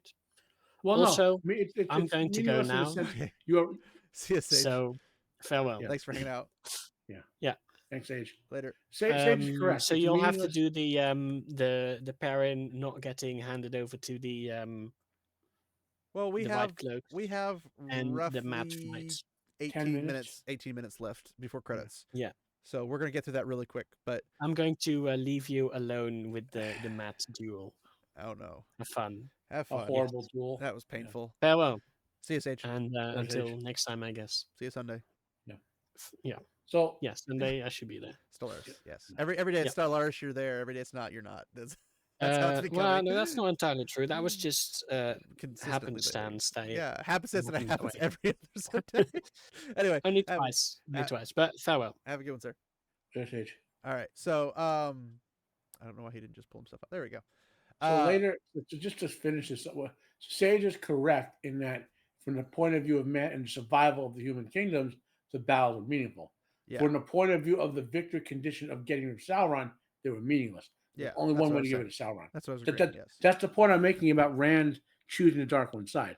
Like everything else is cannon fodder. Like for example, if let's say the Trollocs had killed Rand in Two Rivers, the Dark One has to wait till he's reborn again to actually win.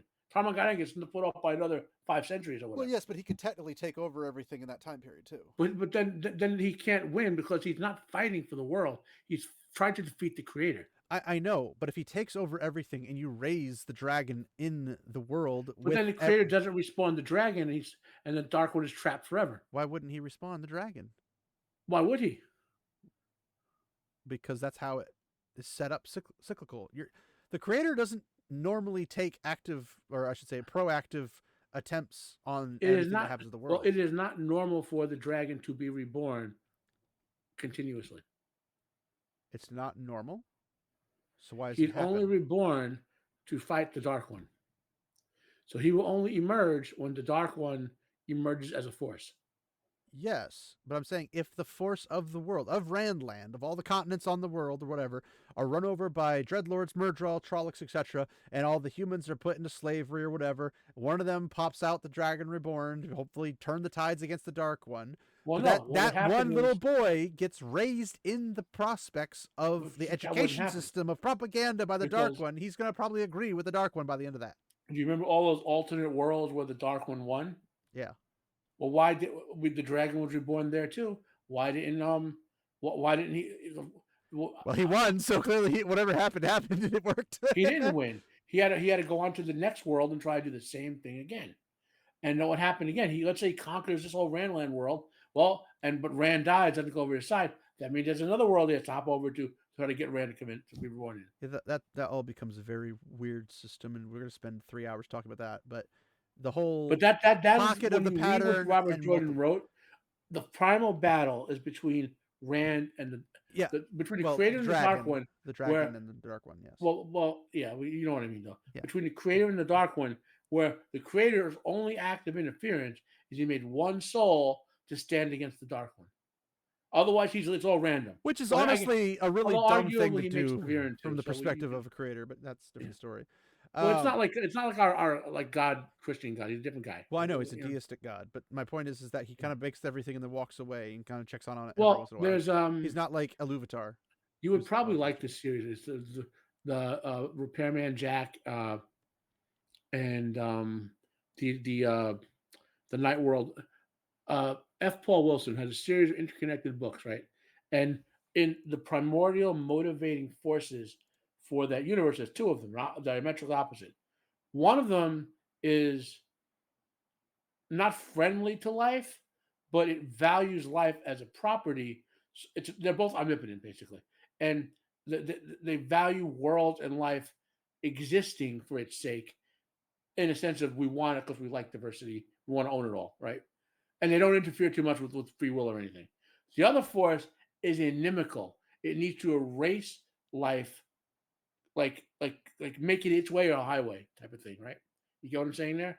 So the creator seems like he's not like Yahweh in our real world or whatever. He's been described by Robert Jordan as a deist god. It's deism. He's a singular entity, but he's not. He doesn't necessarily friendly to the people. He's not interacting with his creation. He kind of creates. He values his creation in some capacity, and does one thing to defend it.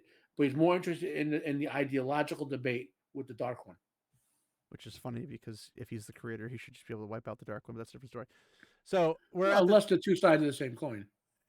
They're not, though, because he's in a pocket of the pattern, outside the pattern, which is a funny whole thing. That's a different story.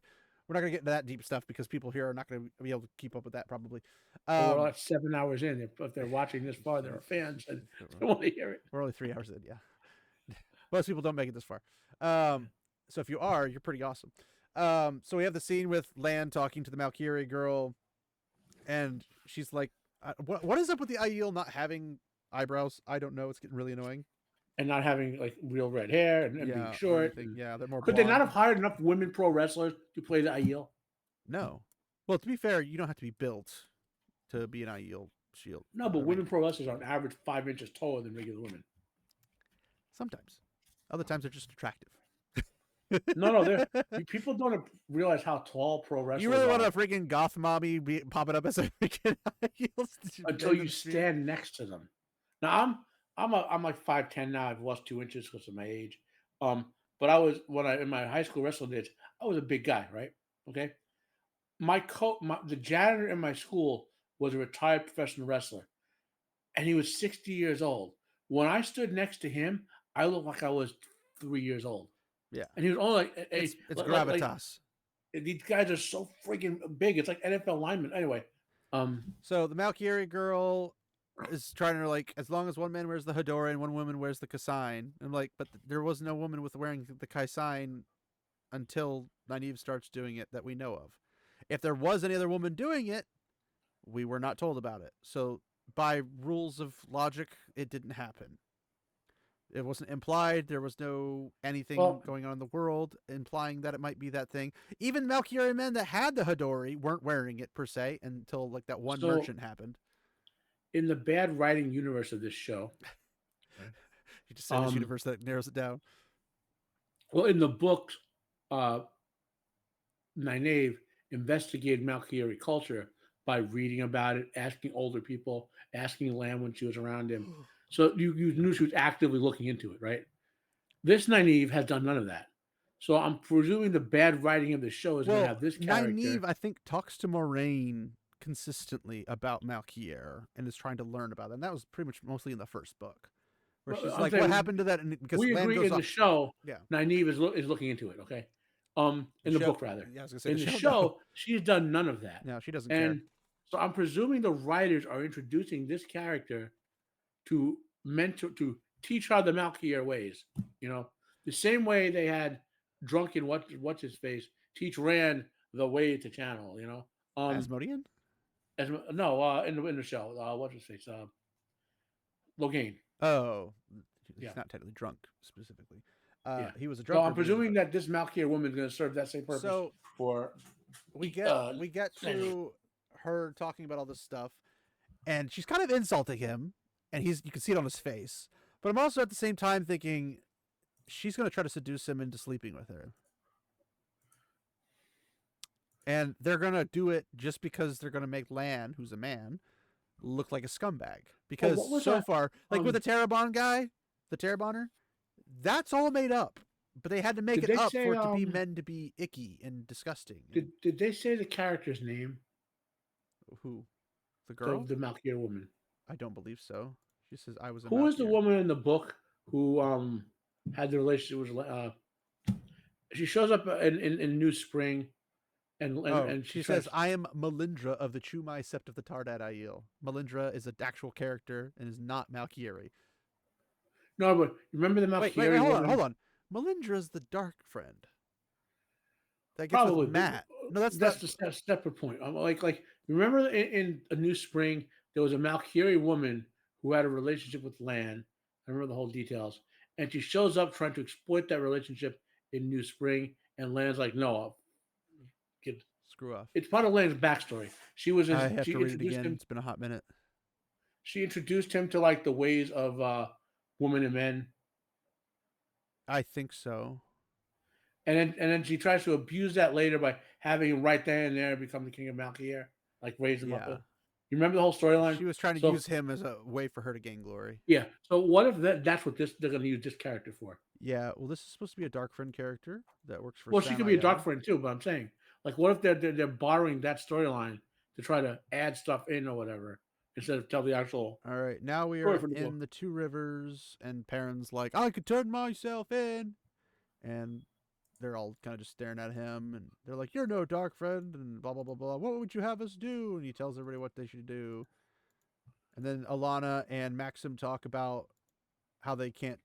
This is the dumbest relationship. Usually, if you had a friend or a relative or somebody really close to you die, you don't get further from your close relatives. You get closer to them and say, "Let's share our grief to help each other get over it." In this situation, they're trying to like pry each other apart because Maxim's like, I can't think about you, Alana, without thinking about Ivan's dick up my rear end. And that's literally what it is. It's like, I can't love you without Ivan. And he's like, but you always looked at Ivan with love. You didn't look at me with love. And it's like, she's shagging you. Love is not required. It's literally just attraction or hedonism. It's the seeking of pleasure. None of that has anything to do with love. So the whole thing's kind of just stupid in that regard. Are we up to the ass whooping yet?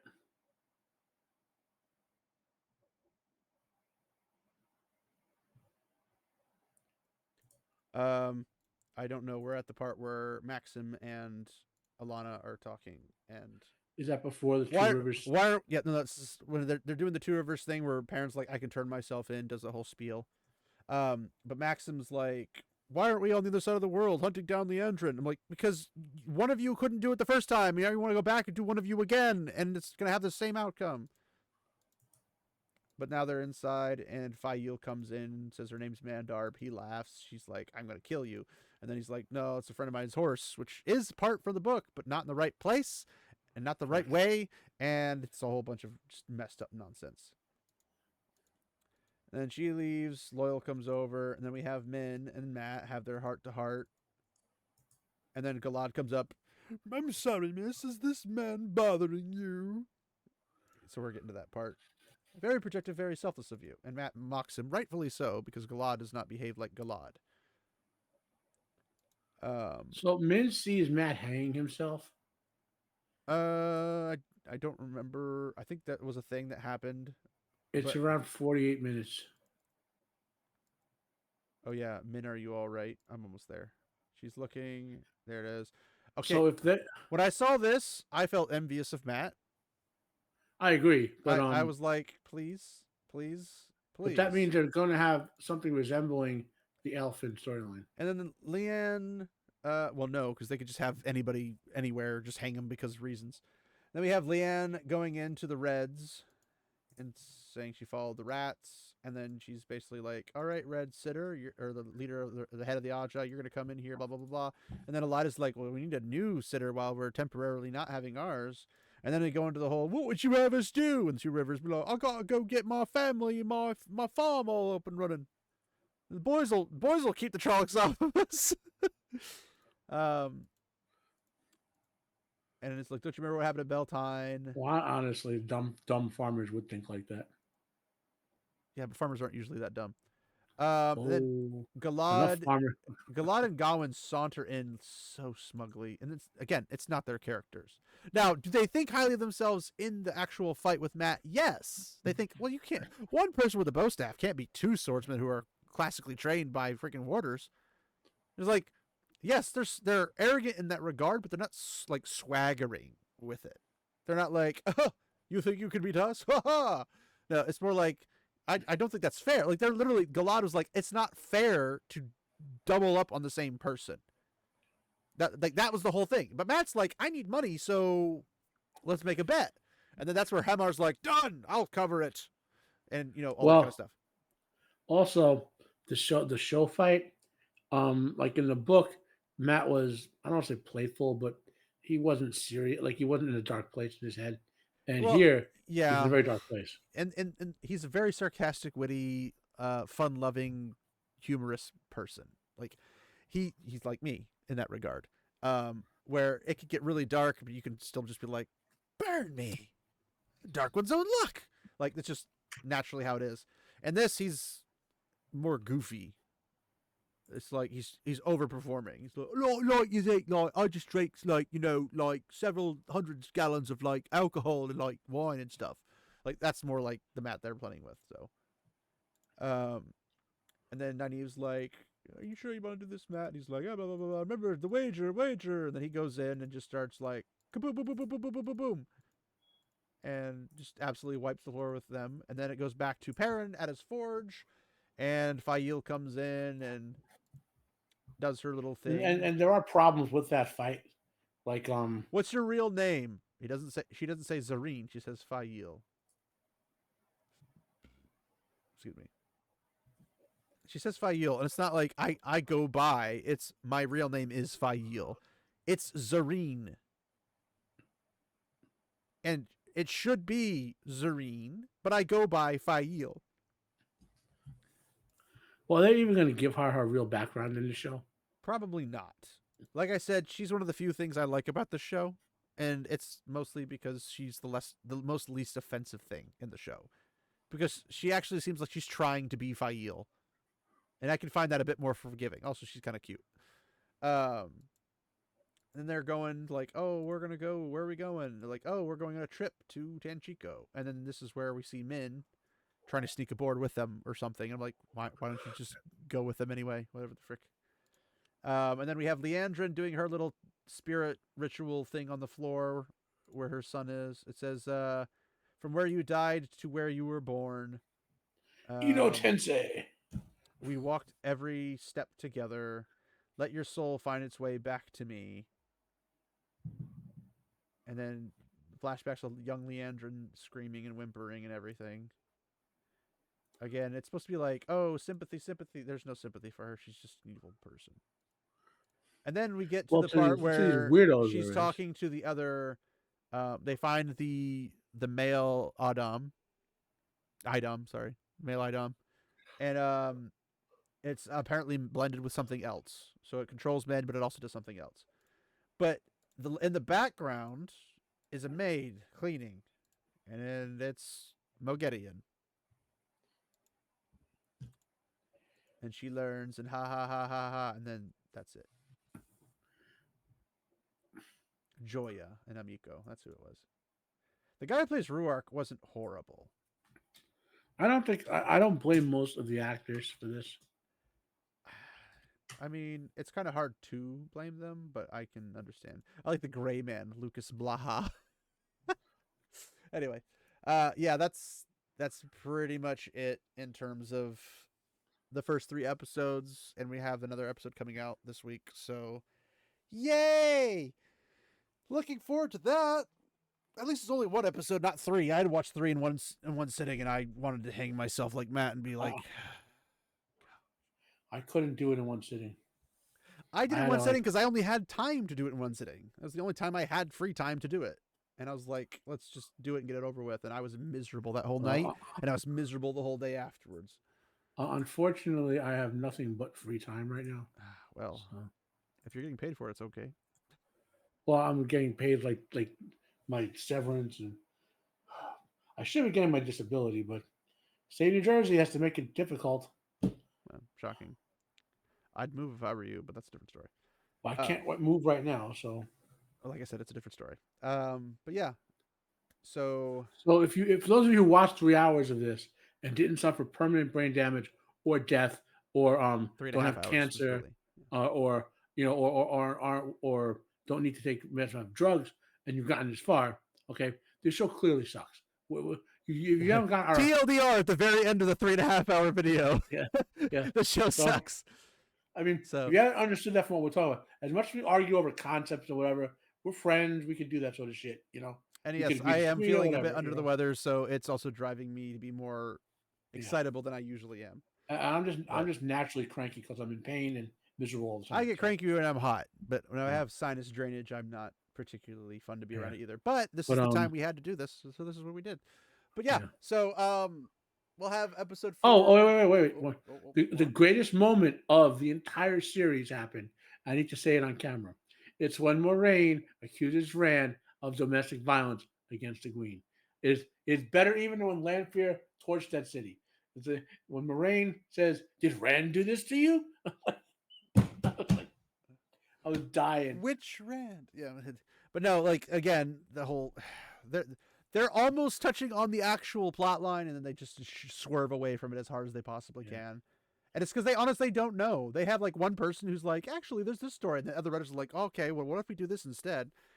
They just derail it completely. So when you're doing adaptation, the words "what if we did this instead" should never ever happen. And I'm getting sick and tired of the lie. There's this lie that is perpetuated by every person who apparently doesn't have a brain of, well, you can't make an actual one-to-one adaptation. There's so many descriptions of stuff. And I'm like, yes, but you know how you do descriptions? It's a visual medium. If they're describing clothes, you just put the clothes on them. Boom, you've covered the description. It takes less than a second to cover in a freaking shot. Like, if you have an orchard, how do you visualize an orchard? Boop, there's an orchard. Woo, wow, that was fast. Well, it was 3 pages in the books. You can cover 3 pages in literally seconds in a visual medium. That's why it's even easier to do it in a visual medium. You just have to do one-to-one. The only thing you might, and I mean you might have, well, there's a couple things, but one of them, the main thing you might have problems with is the memories in the head or the thinking in the head kind of a thing. You could probably make that tweaked a little bit. If that was the only offense, I would not be completely against it.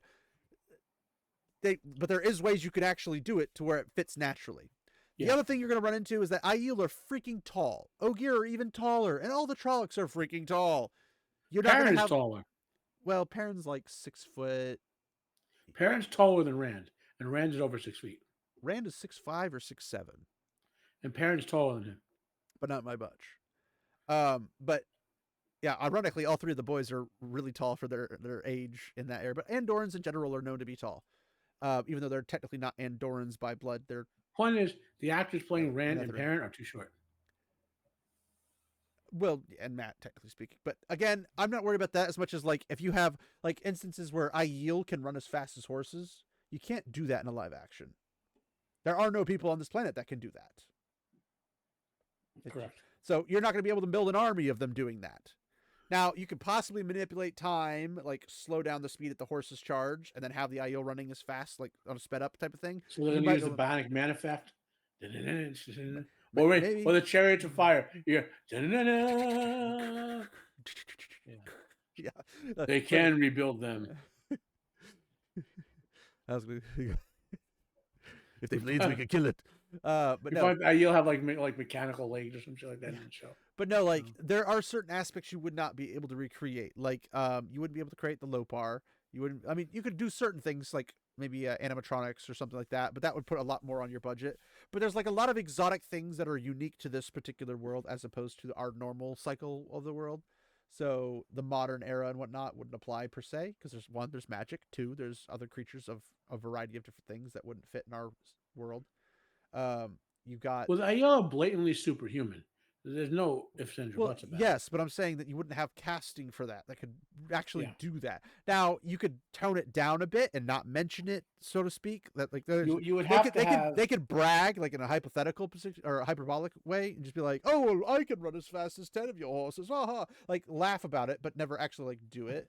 Yeah, they can never show it because it's not believable, so to speak, unless you depicted Aiel like that all the time. And I was talking to Sage, and we both agreed it's actually probably better if they did it in anime form because you could do that. You could do the heights right. You could do them running as fast as horses. You could do all the course, weird and animals.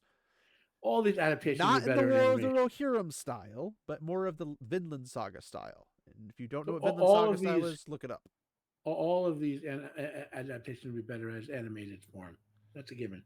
I mean, maybe, but I think like it's more possible to do a Lord of the Rings adaptation in live action than it is possible to do this. Like for Kyrian, you need literally an entire populace that's all the same, like similar height, and that's all much shorter than Andorman. And you're not going to be able to do that with the average population you're going to have available to do extra work. That or you're going to have them slouching or something. I don't know. But ultimately speaking, it's going to be extremely difficult to do this, but you can pull it off. Okay, The main plot line, the main story, those type of things, you can easily do that. So I'm hitting my biological limit here. it's fine. We're going to wrap it up right here anyway. So, all right. Well, if you guys are interested in seeing episode 4, which will be a lot shorter because we only have 1 episode to cover instead of 3. So, yeah, just come on back and watch that. And it'll be fun for you guys to see us miserable, and you guys can enjoy that because we're going to definitely be miserable.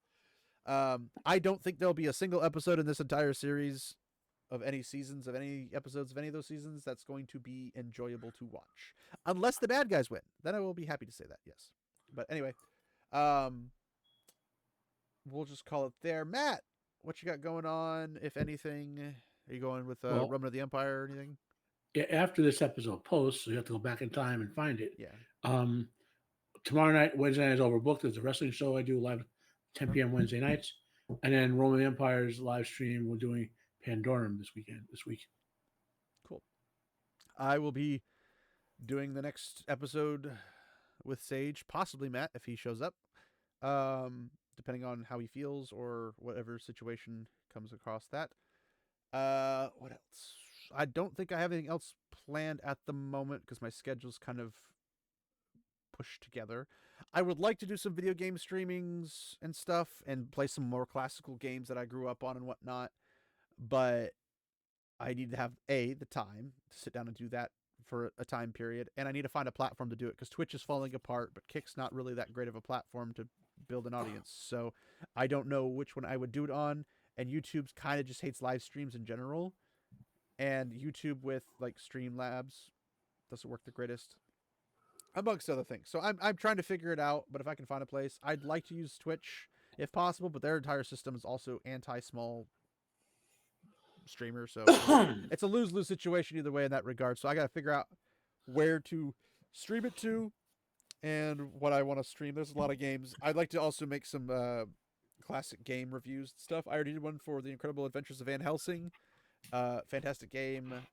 Some of the features are no longer there, like some of the online multiplayer, because the company shut it down. But it's a fantastic kind of dungeon, I guess like Diablo style kind of game. The music's fantastic. The voice acting's fun. There's humor, but there's also lots of cool little ways to build your characters. Lots of different characters to build.